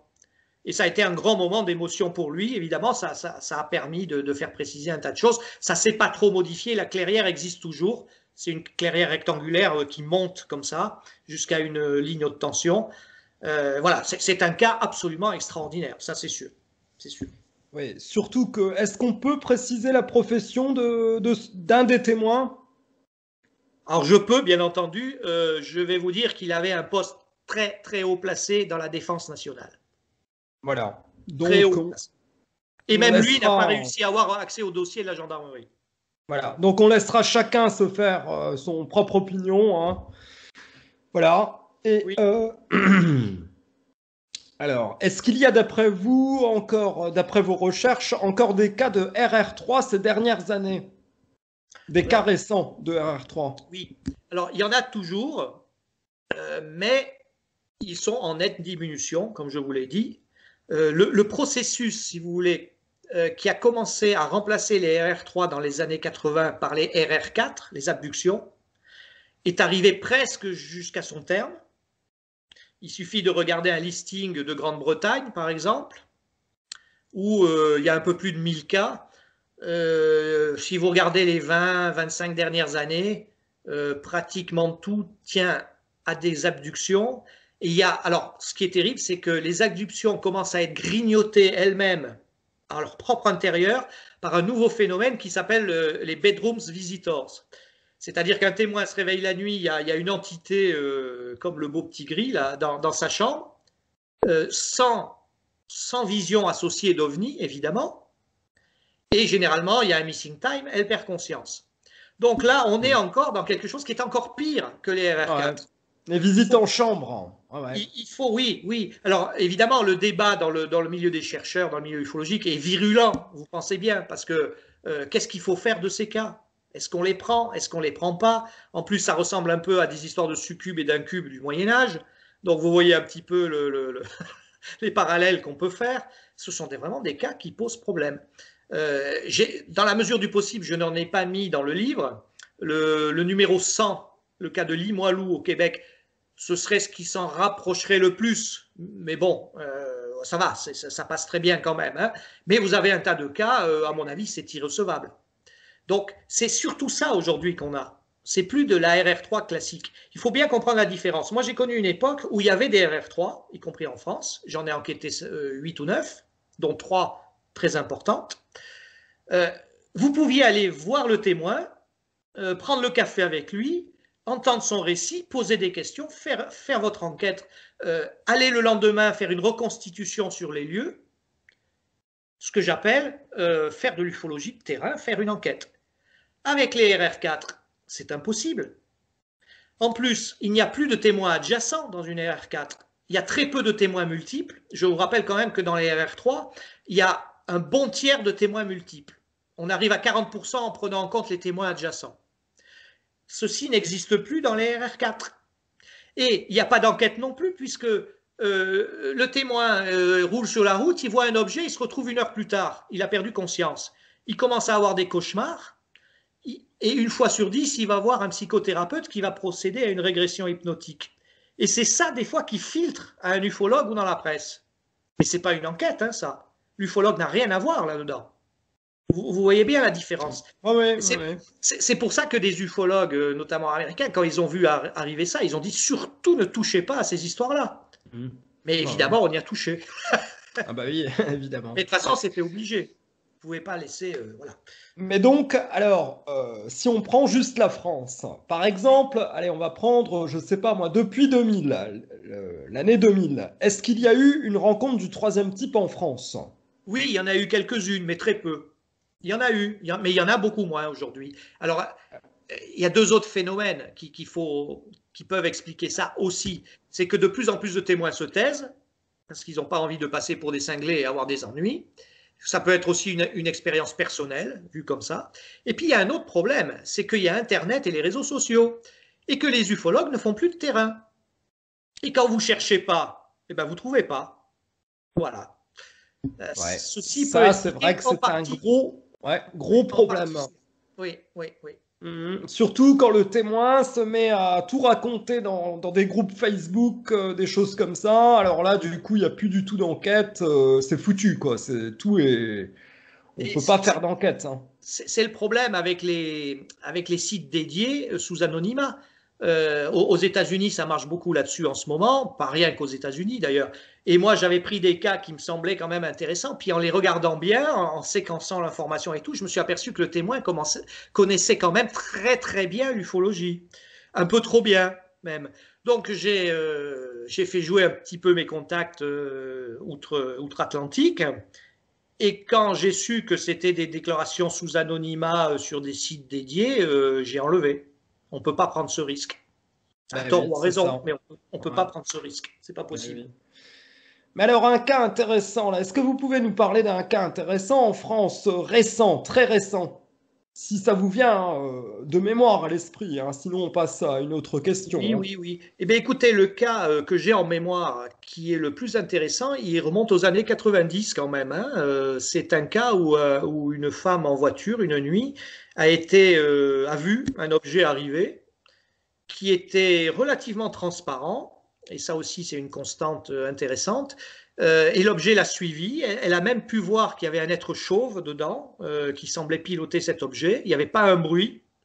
Et l'objet, au bout d'un moment, elle a eu très peur, elle a accéléré, l'objet l'a suivi et puis est parti. Bon, voilà, ça c'est un cas de RR3 où l'objet n'a pas touché le sol, hein, donc on est dans un effet vitrine. Et ça remonte aux années 80, autour de 95 de mémoire, peut-être un peu avant. D'accord, ça s'est passé où exactement? Dans le centre de la France. Ok, d'accord. Mais sinon, ouais, très récent, après 2010, tout ça, non, il n'y a pas beaucoup de cas, quoi. Il y a des cas, mais pas nécessairement en France. Il y en a en Nouvelle-Zélande, il y en a aux États-Unis, il y en a au Canada, des cas assez forts, hein, mais qui sont dans la famille, dans la lignée des RR3, effectivement. C'est quand même étrange. Comment peut-on expliquer ça, qu'il n'y ait plus justement de cas de rencontre du troisième type, beaucoup moins qu'avant, que dans les années les années 50, 60, 70? Comment que ça se fait que s'est-il passé? Est-ce que ça fait partie d'une sorte de politique de ces êtres? Est-ce que c'est une volonté de leur part qu'il y ait plusieurs étapes, hein? Ce serait, je sais pas, une sorte de compte-gouttes, quelque chose comme ça. Oui, alors il y a un débat entre les chercheurs sur cet aspect de la question, hein, qui est intéressant. Alors je parle d'un point de vue ufologique, évidemment. Je ne parle pas d'un point de vue réductionniste, hein, ça va de soi. Alors, ce que je disais tout à l'heure, désertion du terrain par les ufologues ou soi-disant tels, c'est une chose. Témoins qui se taisent de plus en plus, parce qu'il y a une forme de terrorisme culturel là-dessus aussi. Hein. Moi, le premier, si je voyais quelque chose en RR3, c'est pas sûr que j'irais le clamer sur les toits, vous voyez. Bon, il y a ça. Mais il me semble bien que c'est un phénomène, parce que moi je fais des statistiques au niveau mondial, on est passé de 600 cas en 76 à un peu plus de 100 cas aujourd'hui. Et quand vous regardez les 100 cas en question, y en a un ou deux qui tiennent la route et tout le reste c'est à jeter, hein, je vous le dis tout de suite. Donc, ça pose vraiment problème. On a l'impression que le phénomène est parti par une phase d'accroche au départ qui était très forte, parce qu'il y a beaucoup de traces au départ, ça se déroule souvent en plein jour. Les objets sont très gros aussi. C'est plus trop le cas aujourd'hui, au sol, hein, je parle. Et il y a eu une phase d'expansion jusqu'à un sommet, et ensuite ça décroît lentement. Bon. Il y a de temps en temps encore un cas fort, comme à Rouvois, au Zimbabwe, dans les années 90, auquel John Mack s'était intéressé. Là, il y a une quarantaine d'enfants témoins. C'est un cas très, très surprenant. Aravilliers, c'est un cas très surprenant aussi, avec des témoins multiples. Ouais, le cas d'Aravilliers, ouais, c'est un de mes cas préférés. Voilà. On avait fait une émission là-dessus avec Gérard Deforge. Ouais. Voilà, Ouais. voilà. Alors, de temps en temps, vous avez un cas, assez fort comme ça qui défraye un petit peu la chronique, et puis la chape de plomb retombe. Mais moi, je pense que effectivement, le phénomène est en train de baisser sans arrêt. C'est peut-être lié à l'élusivité qui est structurelle à ce phénomène, hein, parce que c'est sûr que si ça avait continué sur le rythme des années 70-80, on n'en serait peut-être pas là aujourd'hui, parce que même le milieu scientifique qui ne veut pas en entendre parler aurait été forcé à un moment donné de dresser l'oreille quand même, devant l'affluence de ces cas. Et bien c'est ça, il y en a beaucoup moins. Les formes des objets se sont modifiées aussi. C'est assez. On a des cas maintenant de RR3, notamment aux États-Unis, avec des triangles. On a quelques cas comme ça. Oh bah ça, on pourrait dire que ça date déjà de la vague belge, la fameuse vague belge, la vague de triangle, en 89, de 89 à 91. Ah ouais, déjà avant. La vague belge. Ça commence en vérité dans ce qu'on appelle la vague de la vallée de l'Hudson, qui commence en 83. Ah exact, c'est vrai. Et c'est prolongé pendant plusieurs années. Et là, on a un cas, au moins un cas. On a un cas d'abduction et un cas de RR3 avec un énorme triangle, et le témoin voit le personnage rentrer dans le triangle et lui faire un signe de main en plus. Voilà. Dingue, hein. Oui, mais la vague de 83, la vague de la vallée d'Hudson, il faut vraiment se concentrer dessus parce qu'il y a beaucoup de choses ici. Ouais. C'est très riche, très très riche. Très très riche que nous avons aujourd'hui. Vous avez des témoins qui commandent à l'OVNI, par exemple. Il y a quelques témoins, une femme notamment, qui avance dessous et lui dit mentalement: ah ben, t'en vas pas, je voudrais bien te voir d'un peu plus près, t'admirer, te regarder. Elle lui dit ça mentalement. L'objet qui est gigantesque, qui est une plateforme rectangulaire noire gigantesque, fait demi-tour tout lentement et il revient au-dessus de la femme. Ah ouais, c'est quand même. Certains se demandent qu'est-ce que c'est que ce lien psychique. Oui. Voilà un exemple parmi tant d'autres. Alors moi, j'ai une petite information qui pourrait vous intéresser. Vous avez parlé du cas de Zimbabwe.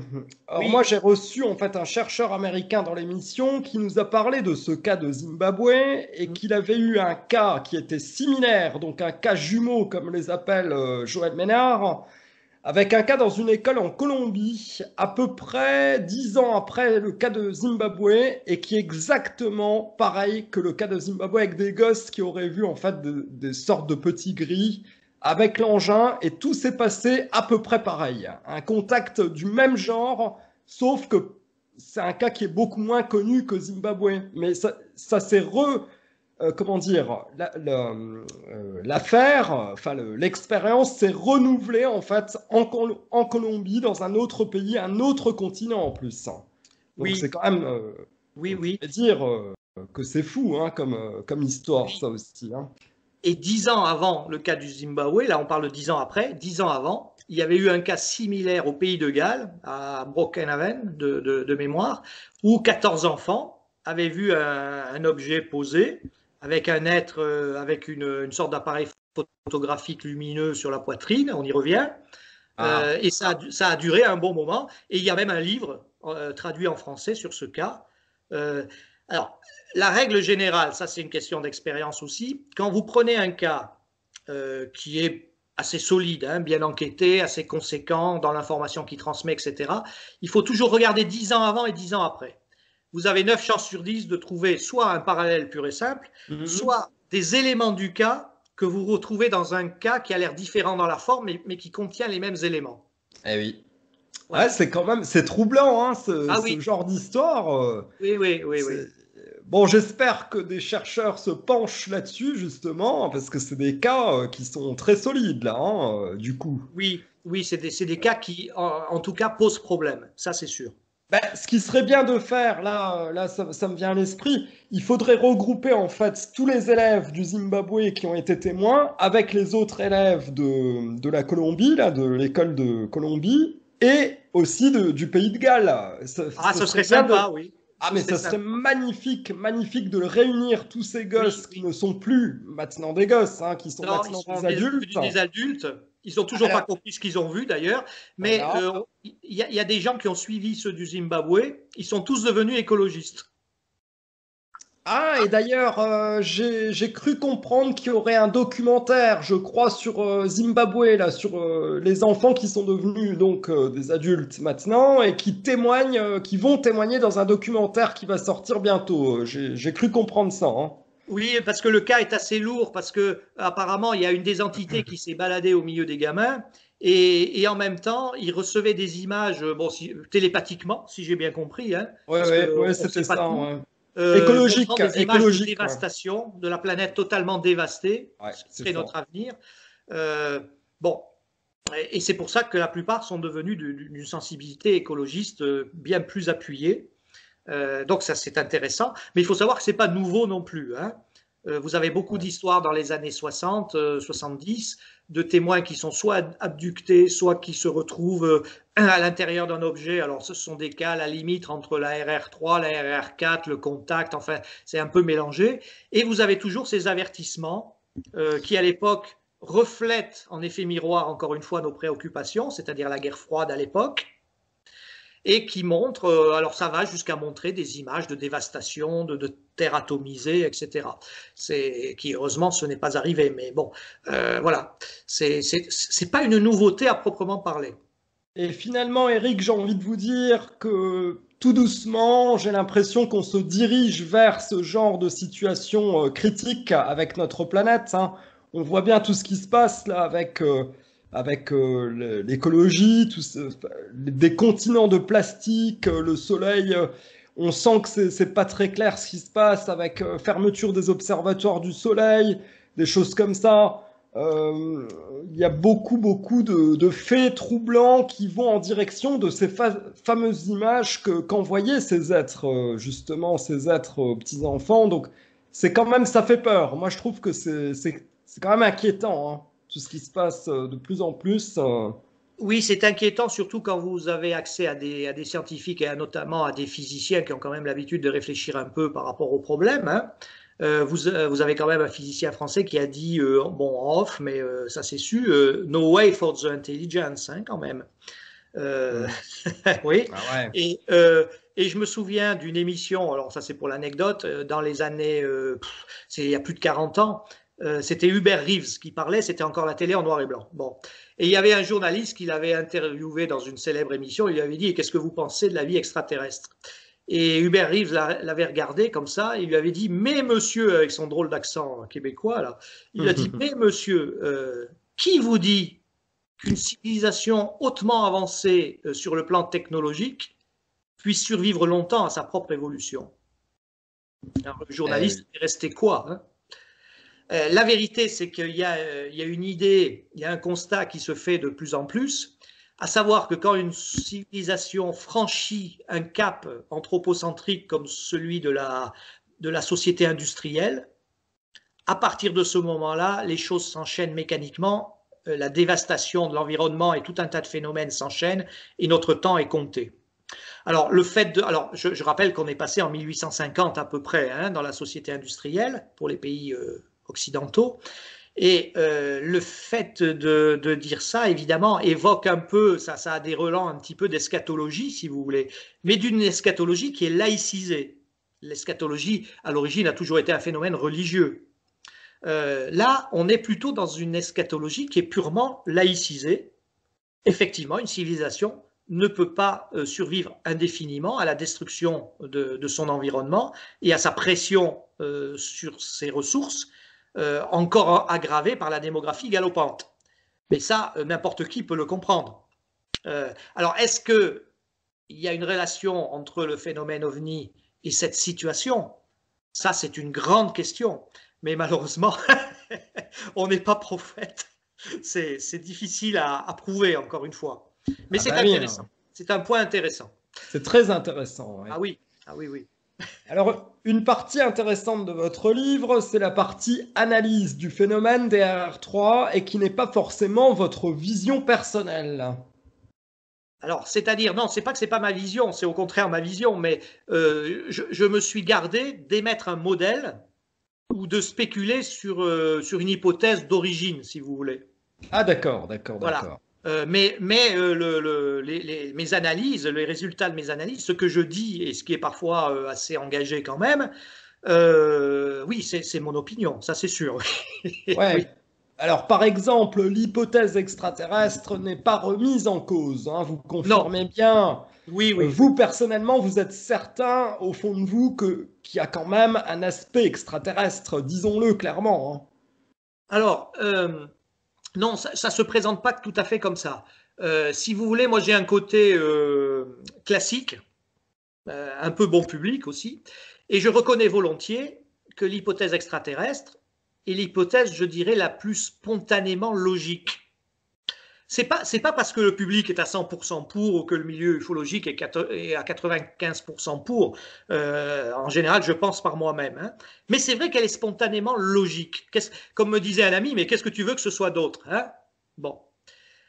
Donc, je prends soin de dire que ce que j'avance dans mes analyses ne remet pas nécessairement en cause l'hypothèse extraterrestre, bien au contraire. Comme je l'ai dit tout à l'heure, ce serait plutôt à ça qu'il faudrait s'attendre si on est vraiment surplombé par une intelligence dont nous serions séparés par un gouffre évolutif. Donc il n'y a pas de problème là-dessus. Je ne remets pas non plus en cause spécialement le côté matériel, parce que ça a des fois été reproché, hein, ça aussi, notamment à OVNI et Conscience. On a dit, oui, ces gens-là ne voient que par le psychique et remettent en cause la matérialité du phénomène OVNI. Mais comment pourrait-on remettre en cause cette matérialité du moment qu'il y a des traces et des échos radars ça, je ne vois pas trop. Hein. En revanche, ce qui est remis à discussion, c'est le statut de la matérialité, ce qui est tout à fait différent. Je rappelle que depuis le néolithique, l'homme a commencé à modifier le statut de la matière. D'où le statut incroyable de demi-dieu du forgeron à ces époques. Voilà un homme capable d'aller dans la rivière, de prendre des pierres que tout le monde voyait, de les passer à cette magie du feu et d'en sortir des outils totalement différents, une matière pareil pour le verre. Et nous n'avons pas cessé de modifier le statut de la matière. Est-il déraisonnable de penser qu'une hyperphysique et l'hypertechnologie qui en découlerait pourrait modifier également le statut de la matière à un stade plus avancé que nous? Bien évidemment, non. Donc, ça met en cause le statut de la matière, ça ne met pas en cause la matérialité du phénomène. C'est ma façon de voir les choses. D'accord, d'accord.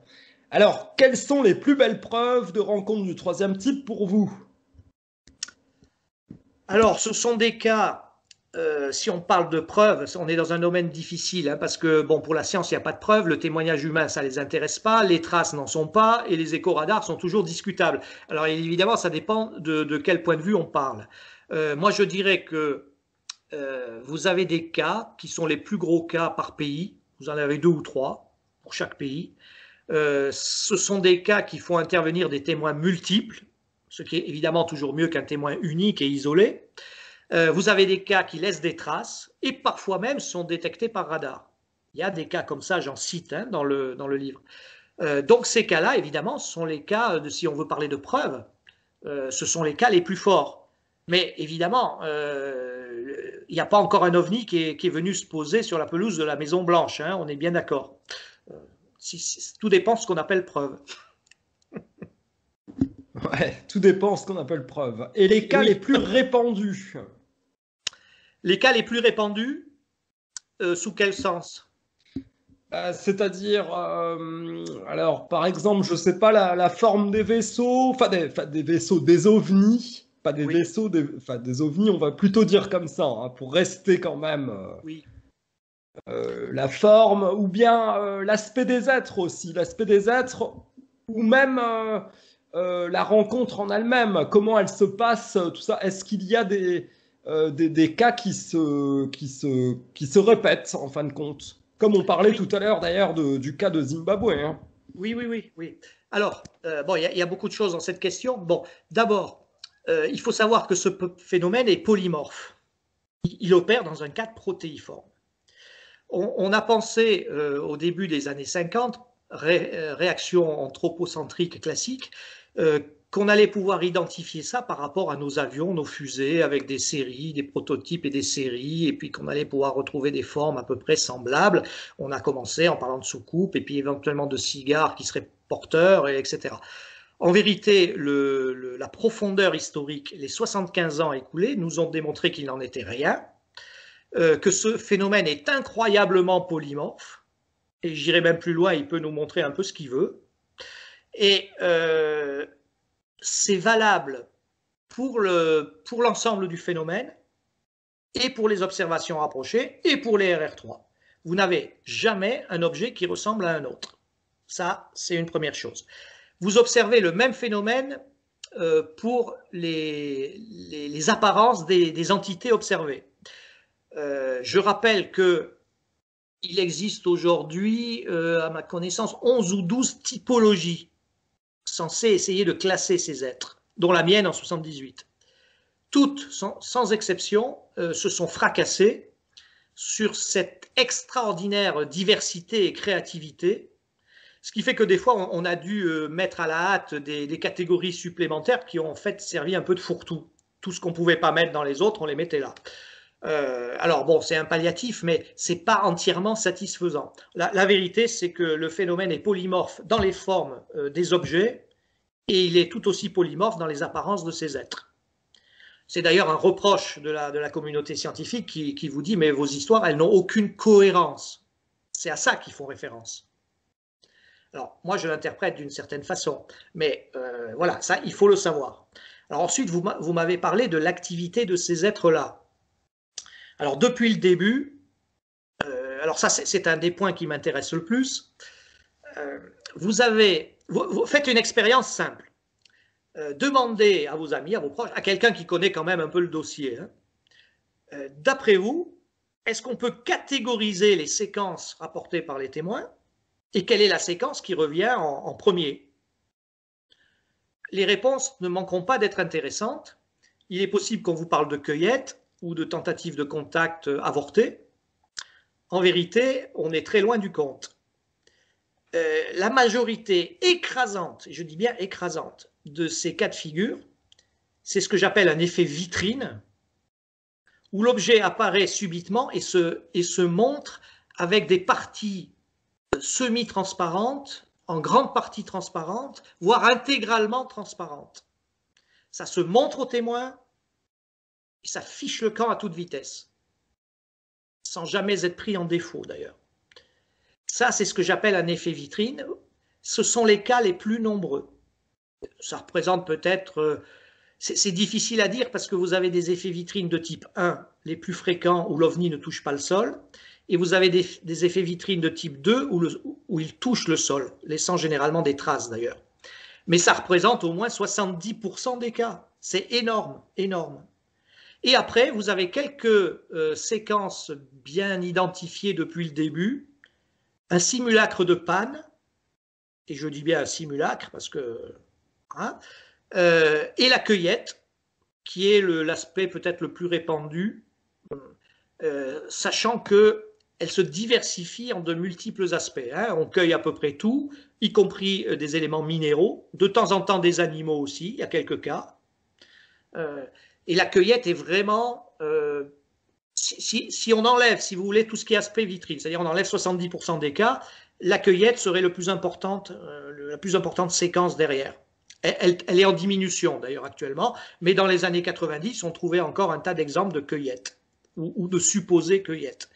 Et vous avez encore une petite partie qui est pas nouvelle, mais qui me semble être un petit peu en augmentation actuellement, qui ressemble à des comportements très intrusifs, où les témoins, la plupart du temps ça concerne plusieurs témoins, sont pourchassés pendant 1 heure dans un contexte très particulier qui est un peu cauchemardesque.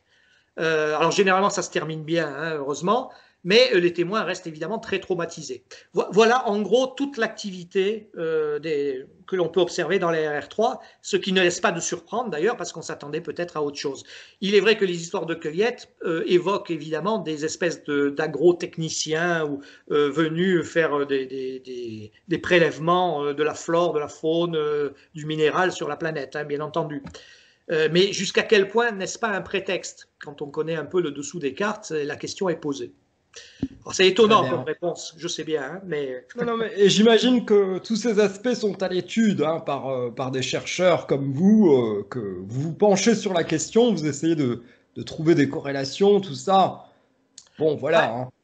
Vous savez, les choses sont sur le fond compliquées, mais dans la forme, contrairement à ce qu'on croit, on est beaucoup abusé par la forme hein, dans cette histoire. Mm-hmm. Mais finalement, l'effet vitrine est présent en permanence hein, et c'est pas si compliqué. C'est toujours la même chose. Hein, et ce n'est qu'une prolongation du début de la séquence qui est ostentatoire.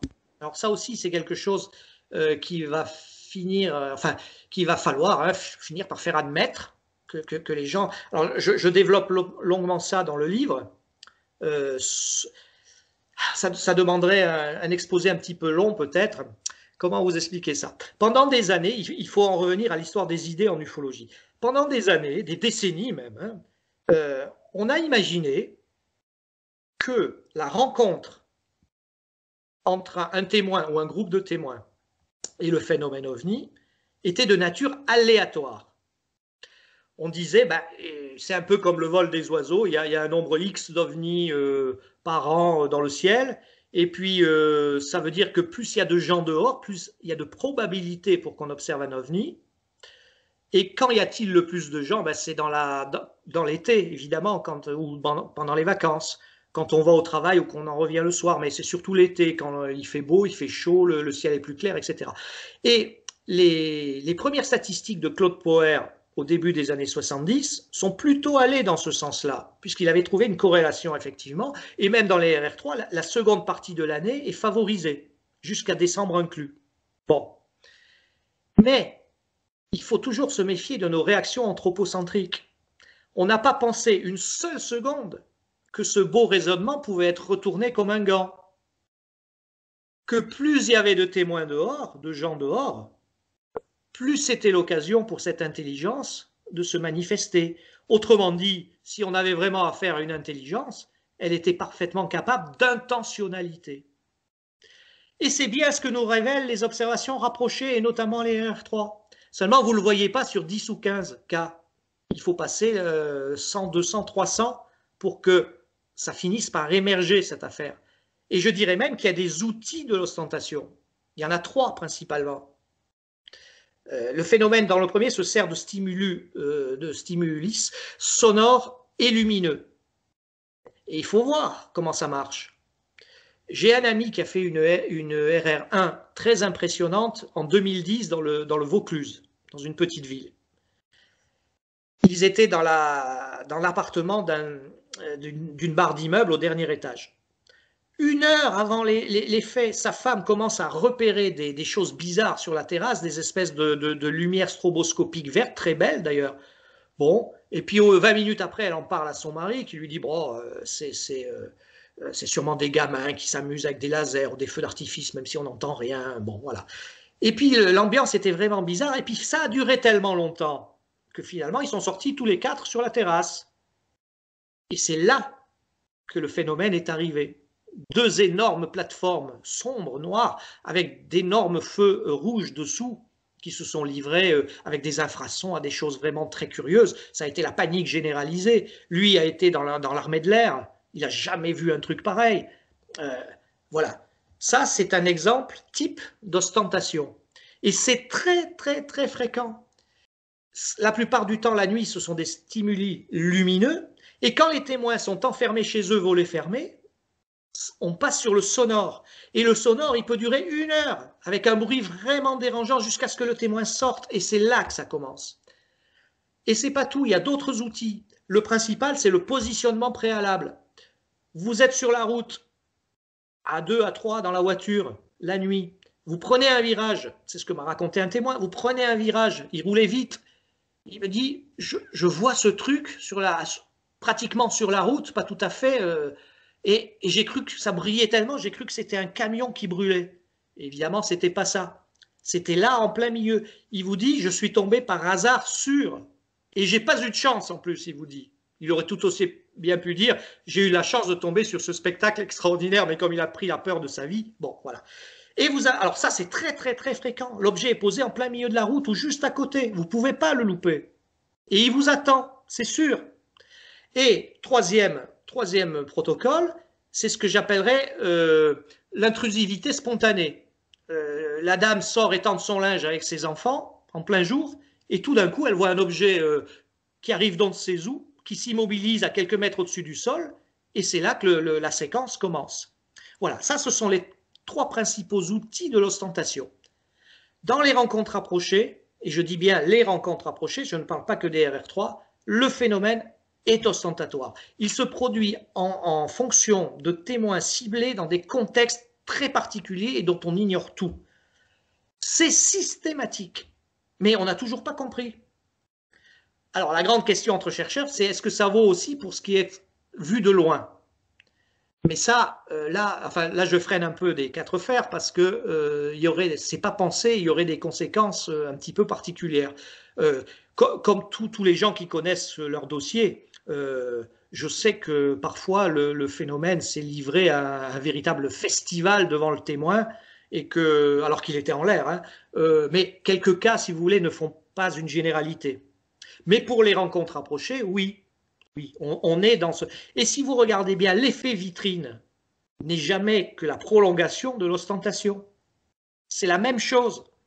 Et c'est pour ça que vous entendrez certains ufologues vous parler par rapport à ce phénomène. Ils diront il a une dimension histrionique. Qu'est-ce que ça veut dire? L'histrion était un acteur dans la Rome antique. Ça veut dire que ce phénomène se montre volontairement dans un contexte précis et s'exhibe devant le témoin. Et qu'est-ce que c'est que l'effet vitrine? Sinon une exhibition de ce phénomène devant le témoin.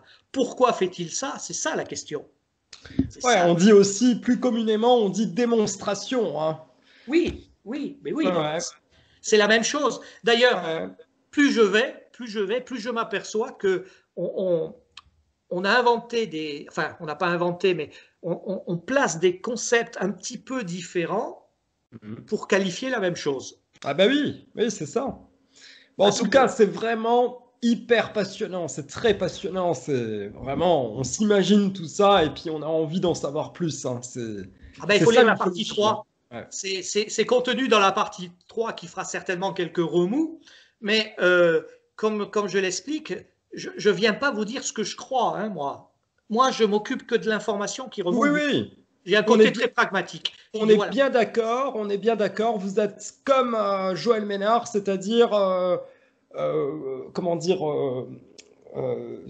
vous arrêtez seulement sur les faits, quoi. Voilà, c'est seulement les faits qui nous intéressent, voilà, sans avoir de théorie. Hein, la preuve, vous n'avez développé aucune théorie dans l'émission. Hein, vous n'êtes pas du genre à faire des théories, tout ça. Et puis ça, on l'a très bien compris en tout cas. Hein. Non, mais j'ai mes idées. J'ai mon appréciation des choses et j'ai mes idées aussi. Hein. Mais je trouve que ça sert à rien de spéculer. De toute façon, vous ne pouvez apporter aucun élément de preuve.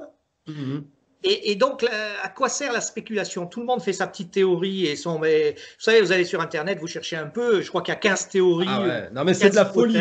Voilà. C'est devenu complètement dingue et c'est du grand n'importe quoi sur YouTube, sur Facebook, tout ça. Enfin, c'est devenu le grand n'importe quoi. Hein. Je confirme. Oui. Alors, je comprends que ça puisse être intéressant aussi, mais parce que ça pourrait avoir son importance. Mais personnellement, je préfère travailler sur l'information. Voilà. Il y a de l'information qui est récurrente. Vous prenez des choses qui reviennent sans arrêt, qui aboutissent à certaines choses. Voilà, ça, vous avez un argumentaire derrière. Vous pouvez Il y en a tellement qui sont dans la science-fiction que voilà, ce n'est même plus, on n'est plus dans l'ufologie, c'est de la science-fiction pour certains. Enfin bon. on va passer à la dernière partie de l'émission et avec les questions de certains auditeurs. Alors là, il y a une question d'un anonyme, une personne qui voulait pas qu'on cite son nom, je ne sais pas pourquoi. D'ailleurs, je ne sais même pas qui c'est. C'est un ami ufologue qui m'a envoyé cette question. Alors, il pose la question suivante. Vous citez plusieurs cas avec traces au sol. Parmi ceux-ci, lesquels recommanderiez-vous à Sigma 2? Alors, question. Bon, j'en reviens au cas de la Colle-sur-Loup, puisqu'on parle de la France. Mais d'une manière générale, les cas de la phase d'accroche, c'est-à-dire les cas qui vont en gros de 45 à 55, les cas importants en RR3, il y a des RR2 aussi, ont souvent laissé des traces. Et c'est des occasions perdues qu'on ne retrouvera pas, parce que personne ne s'en est occupé. Personne. Et c'est pas maintenant qu'on va s'en occuper, évidemment. Si vous n'arrivez pas dans les 3 jours sur des traces, eh ben c'est fini. Il peut pleuvoir, ça s'efface très vite. C'est pas comme à Angel Holm où les traces ont perduré 20 ans. La plupart du temps, ça s'efface très vite, surtout quand le terrain est détrempé. Donc vous avez eu des cas énormes à cette époque, mais il n'y avait pas d'ufologue. Il y avait des journalistes qui ont écrit un papier et qui n'ont même pas été voir sur place. Un des principaux cas italiens, le cas Rosalotti, qui s'est déroulé à Cennini en Toscane, c'est l'exemple type. On a fait la première page de la Domenica del Corriere en 1954 sur ce cas qui a été mythifié. Et il a fallu attendre 1975, je crois, pour qu'un ufologue retrouve cette dame qui s'était mariée et avait changé de nom, fasse une enquête de voisinage, ce qui est le BABA dans le village, et on s'est aperçu que ce témoin unique ne l'était pas, et qu'en fait, il y avait 2 témoins dans la forêt qui avaient vu de loin ce qui s'était passé aussi, et qu'il y avait 3 témoins qui travaillaient tôt le matin et qui ont vu l'objet décoller. Mais il n'y a pas eu d'enquête, trop tard. Et il y avait des traces aussi, c'est sûr. Et ben voilà, on est face à ça. Et c'est pour ça que je pique des colères des fois. Ah bah oui, je me dis, il y a de quoi. Hein. Il y a de combien d'occasions perdues. Combien d'occasions perdues. Maintenant, il y a moins de RR3, il y a moins de traces aussi. Beaucoup de gâchis. Beaucoup de gâchis, Ouais, c'est vrai. C'est exact. C'est exact. Alors là, une autre question. Donc, il faudrait comparer les cas au sol, votre travail, entre parenthèses, et les cas en vol. Centre d'intérêt de monsieur Robert Roussel, qui vient de sortir son dernier ouvrage. Faites-vous une comparaison et qu'en tirez-vous comme conclusion? Alors, la comparaison, elle est vite faite, puisque une grande partie des cas sont des effets vitrines dans la catégorisation des séquences, hein, et que dans l'effet vitrine de type 1, l'objet ne touche pas le sol. Donc, d'ailleurs, c'est assez marrant, si vous enlevez, parce que bon, il faut savoir qu'on parlait des traces, il y a environ en moyenne 13% de traces. C'est le taux qu'on retrouve à peu près partout sur la planète, sur ces cas, 13%. Mais si on enlève tous les cas où l'objet n'a pas touché le sol, donc il ne pouvait pas a priori laisser des traces, ça monte tout de suite à un tiers, à 33% par là, c'est-à-dire le même taux que les témoins multiples. Ça aussi, c'est une idée préconçue. Les RR3 ne concerneraient qu'un témoin seul et isolé. C'est pas vrai. Il y a 33% de témoins multiples. Si vous ajoutez les témoins adjacents, vous montez à 40%. C'est pas anodin quand même comme résultat. Alors pour la forme des objets, pour moi, ma religion est faite là-dessus. Hein, on est dans un cadre protéiforme et au moins à ras du sol, dans les rencontres rapprochées. Donc ce phénomène peut nous montrer un peu ce qu'il veut. Mais le fait de dire ça remet en cause le cadre ontologique, hein, évidemment, d'où les gros problèmes derrière et d'où le côté explosif aussi. Parce que vous en arrivez parce qu'on sait que ce phénomène est capable de faire du mimétisme aussi. Par exemple, savez-vous qu'il y a des crashs de rien en France? Si vous avez lu Joël Ménard, vous le savez, il y en a une quarantaine. Oui, il y en a encore un qui vient d'être lu en avril. Alors, on a fait une émission avec Joël Ménard là-dessus sur les crashs de rien. Et dernièrement, donc, on s'est rendu compte que dans l'émission avec les cas de la Réunion, les cas d'OVNI à la Réunion, eh ben, figurez-vous qu'il y a énormément de crashs de rien sur l'île de la Réunion. Enfin, à l'île de la Réunion. Oui, mais il y en a beaucoup de crashs de rien. Ouais. Oui, et donc, le fait de dire ça, c'est bien, mais il faut surtout en tirer les conséquences, même si ça ne fait pas plaisir. parce qu'on ne peut pas toujours mettre la tête dans le sable. Un phénomène qui est capable de vous montrer ça, il est capable de vous montrer n'importe quoi. Vous avez des cas de mimétisme ahurissants. Il y a eu un cas qui s'est déroulé en 1990 dans le nord de la France, où l'objet qui ressemblait en gros à un Mirage 4000 est passé à même pas 30 mètres au-dessus du toit des témoins à petite vitesse, à quelques kilomètres heure. Ils ont eu le temps ils étaient 5-6, le père a eu le temps de prendre une lampe et d'éclairer l'engin. Et d'ailleurs, ça ressemblait à une peau de crocodile noir. Le soi-disant Mirage 4000 avait l'avant tronqué, et à la place des deux réacteurs derrière, il y avait deux phares lumineux très, très puissants. C'est passé tout doucement au-dessus, ça a continué sa route, ça a fait un virage à angle droit, et puis voilà, l'observation a duré un quart d'heure, 20 minutes. C'est incroyable. Hein, à un moment, il faut tirer les conséquences des récits des témoins, ou alors vous faites le sceptique et vous ne les prenez pas en considération. C'est une position difficile, hein, je reconnais bien. Mais ça veut dire quoi? Ça veut dire que ce phénomène est capable de nous montrer beaucoup de choses.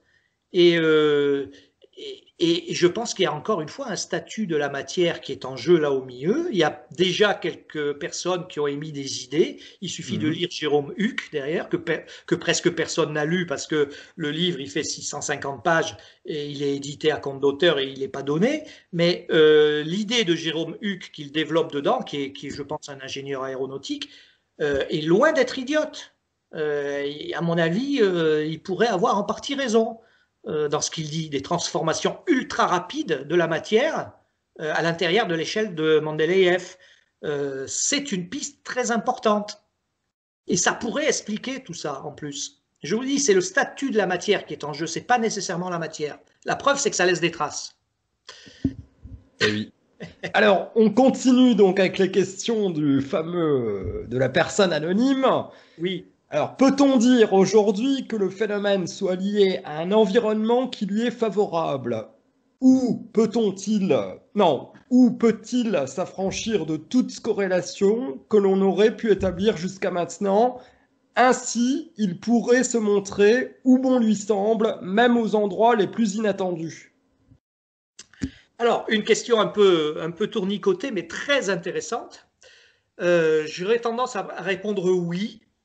Le phénomène, c'est ce que je développe dans la partie 3, le phénomène se déploie en fonction de certains contextes, pas nécessairement comme le pense ce monsieur, mais il y a un contexte qui nous échappe complètement, ça c'est absolument certain. Je rappelle que sur un plan historique et dans l'histoire des idées, les ufologues ont tenté depuis très longtemps de trouver des corrélations entre une manifestation proche du sol et l'environnement. On entend par là la topographie, hein, avec les patronymes, avec des failles, des sources, des centrales, etc. On n'a jamais obtenu de choses vraiment probantes sur le plan statistique. Et pourtant, ce phénomène se produit en fonction d'un contexte bien particulier, les témoins et leur position relative dans ce contexte étant un seul des éléments. C'est le seul qu'on voit, d'ailleurs. Voilà, ça c'est une chose. Est-ce qu'il peut, je réponds à la question dans la mesure du possible, est-ce qu'il peut se produire quand tous les éléments ne sont pas favorables à la manifestation? Oui, également. Il ne peut pas abuser de cette facilité, mais il peut le faire. Ça porte un nom précis. Ça s'appelle un effet dose, qui n'est rien d'autre qu'une déformation temporelle locale, d'ailleurs. Ah ouais, voilà. J'ai déjà entendu parler de ça en plus, l'effet Oz. Et c'est vrai que... Comme dans donc le magicien d'Oz, c'est de là que ça vient. Oui, c'est une appellation poétique, mais il ne faut pas s'y laisser prendre. Hein. C'est une façon de forcer le hasard, en fait. C'est-à-dire qu'il y a 2 ans, on a eu une réunion des amis d'OVNI et Conscience, et c'est Philippe Guillemant, on a été chez Philippe Guillemant, qui est physicien, donc, comme vous le savez, et il avait préparé le thème, c'était justement le fameux effet d'Oz, là. Et il nous a expliqué au tableau par A plus B, qu'avec les moyens ad hoc sur un plan technologique, évidemment, c'était faisable et que ça correspondait bien à une déformation temporelle locale qui assurait l'impunité totale au phénomène. Il faut savoir que l'effet dose est présent aujourd'hui, enfin on estime, il n'y a pas vraiment de statistiques dessus, on estime qu'il est présent dans 20% des rencontres approchées. D'accord, d'accord. Alors, la dernière question de l'anonyme. En cas de visite extérieure, faites-vous référence au multivers ou plus pragmatiquement provenant de notre propre univers? Ah, alors là, c'est une question qui est très spéculatoire et qui s'adresse aux physiciens. De plus en plus de physiciens mettent en avant cette théorie des multivers par rapport à la physique quantique. Je rappelle que c'est Rupert Everett, dans les années 50-60, qui avait formulé cette théorie, parce que la physique, la mécanique quantique, on sait que ça marche, mais on a du mal à tirer les conséquences ontologiques, ce qui fait qu'il y a une quinzaine d'interprétations possibles. Et l'interprétation de Rupert Everett était une des 15 interprétations possibles. Voilà. Il disait même que c'était la seule logique. Alors, on s'est un peu moqué de lui, il est décédé maintenant, ça a été un peu oublié. Et puis je vois que depuis quelques années, beaucoup de physiciens y reviennent. Alors attention, ce n'est pas prouvé, c'est simplement une possibilité. Si cette possibilité débouchait sur une réalité certifiée, disons, encore faudrait-il qu'il soit possible de trouver des ponts entre ces univers multivers, bien entendu, ce qui n'est pas prouvé. Mais c'est dans l'air du temps, on va dire. C'est vrai que c'est dans l'air du temps. Mais là, la réponse appartient plutôt aux physiciens. De notre univers, oui, bien sûr. Autant aller au plus simple. Mais il ne faut jamais perdre de vue une chose. Nous avons affaire à une hyperphysique qui se déploie dans notre environnement, de façon ponctuelle, mais elle se déploie même de façon massive. Depuis, on pourrait en parler de ça parce que c'est un sujet qui m'intéresse beaucoup. Et hyperphysique veut dire un niveau mathématique qui est peut-être 1 milliard de fois supérieur au nôtre. Qu'est-ce qui pourrait faire ça, obtenir ça? C'est une question. Et du coup, on touche encore une fois à l'ontologie de l'univers. Quelle est la réalité de l'univers? Quelle est la réalité tout court? Qu'est-ce que vous appelez réalité? En dernière analyse, le phénomène ovni vous conduit toujours à ça. Toujours. À un moment de votre progression intérieure, vous arriverez à cette question: qu'est-ce que j'appelle exactement réalité? En ce moment, ça fait l'objet de beaucoup de discussions entre les 10-20 plus grands physiciens du monde. Discussions que je suis avec intérêt d'ailleurs, le mieux possible, parce que c'est extrêmement intéressant et ça rejoint la pensée d'Aimé Michel. Aimé Michel, on a commencé par là, mais Aimé Michel avait dit: un jour, la science aura raison de ce phénomène, mais après une révolution épistémologique qui modifiera complètement notre grille de lecture de l'univers et de ce que nous nommons réalité. Eh bien, je crois que Aimé Michel, encore une fois, avait vu juste avec de l'avance. C'est comme ça que ça va se passer. Ça ne viendra pas de moi et des ufologues, hein, pas du tout. À un moment, il y aura une révolution épistémologique, c'est-à-dire on sera coiffé par le haut par une nouvelle vision des choses, et cette vision répondra à beaucoup de questions que nous nous posons actuellement. Je pense que ça devrait se passer comme ça. Ouais, c'était un visionnaire, Ah oui, Aimé Michel, là, oui, bien ça sûr, on peut le bien dire. sûr. Hein. Bien sûr. Il suffit Alors, d'écouter Michel Picard, d'ailleurs, de lire Michel Picard, Les ovnis et laboratoires du futur, qui était un proche aussi d'Aimé Michel.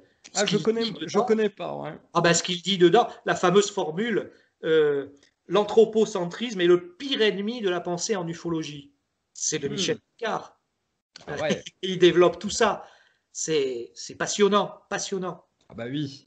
De toute façon, tous ces personnages sont passionnants. Hein. À l'époque, surtout, c'était Oui. autre chose que Ah, maintenant. Hein. il y avait un niveau, je vous cache pas, il y avait un niveau de réflexion qui était quand même, c'était pas ce que vous trouvez sur les réseaux sociaux, c'est sûr. Hein, ça, non. Bon, moi, je dis à l'époque, bien entendu, j'ai pas connu cette époque puisque je suis né en 80, mais j'imagine, et d'ailleurs de ce que je sais, que cette époque était beaucoup plus sérieuse que maintenant au niveau ufologique. Hein, c'est de ça que je parle. Hein. Enfin Ben, bon. il y avait ce qu'on appelle des pointures, hein, des gens capables de réfléchir, effectivement, d'un haut niveau. Il y avait aussi une ou deux revues capables de faire remonter vers elles l'information remontant du terrain, les enquêtes des groupements, etc. Il y avait tout un ensemble de choses. Le phénomène était beaucoup plus actif, surtout dans les rencontres rapprochées. Donc il y avait tout cet ensemble de choses qui a fait que c'était une époque très différente, effectivement. Effectivement.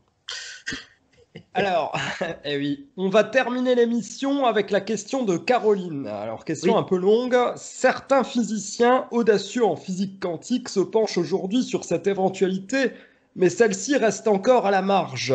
dans une société devenue très rationalisante, pensez-vous que pour comprendre un phénomène non identifié, étudié depuis plus de 40 ans sans aucun résultat probant à ce jour, il nous faille changer de paradigme pour pouvoir avancer? C'est exactement ce que je viens de dire par rapport à la pensée d'Aimé Michel, bien entendu, et elle a raison de parler de phénomènes rationalisants qu'il ne faut pas confondre avec la rationalité. C'est quelque chose de très différent.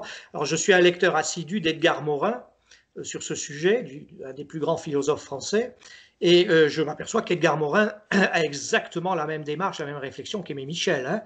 Il fait une différence notable entre l'idée de la rationalité, qui est le meilleur système de compréhension du monde et de la réalité que nous ayons, et qui est un cadre ouvert. Je rappelle, hein, dès que vous entendez le mot rationalité, il faut penser cadre ouvert. Ça veut dire quoi? Ça veut dire que la rationalité ne refuse rien a priori, mais n'accepte rien non plus a priori, sans vérification, sans test, sans analyse, ce qui est tout à fait normal. Cette pensée, cette forme de pensée est à l'origine des sciences, et même dans un espèce d'idéal de notre propre pensée. La croyance n'a rien à faire dans la rationalité. La pensée a à faire. Et la pensée, elle repose sur des arguments, elle ne repose pas sur la croyance. Ça, c'est une chose. Et Edgar Morin nous met en garde, ne confondez pas la rationalité et la rationalisation qui en découle, parce que là, on passe dans un cadre fermé, qui est d'abord l'adhésion à une doxa, à un dogme. Quel est ce dogme? C'est le système de représentation de l'univers que nous avons à l'instant T, comme si celui-ci ne devait jamais évoluer, ne devait plus évoluer. Et les systèmes, tous les systèmes, pas seulement le système scientifique, tous les systèmes dérivent presque instantanément vers la rationalisation, parce que ça stabilise les systèmes et partant de là les sociétés. Et la guerre idéologique dont on parle souvent, dans laquelle on se trouve, je pense que ce n'est pas une guerre entre des croyants délirants d'un côté, bien que ça existe, hein, on le sait, et des gens complètement sectaires et obtus de l'autre côté. C'est une guerre naturelle entre la rationalité et la rationalisation. Et cette guerre n'a pas de début et n'a pas de fin, parce qu'elle est inhérente au système. Voilà. Quand vous faites de la rationalisation, vous aboutissez toujours aux deux mêmes effets. L'épistémologie le montre.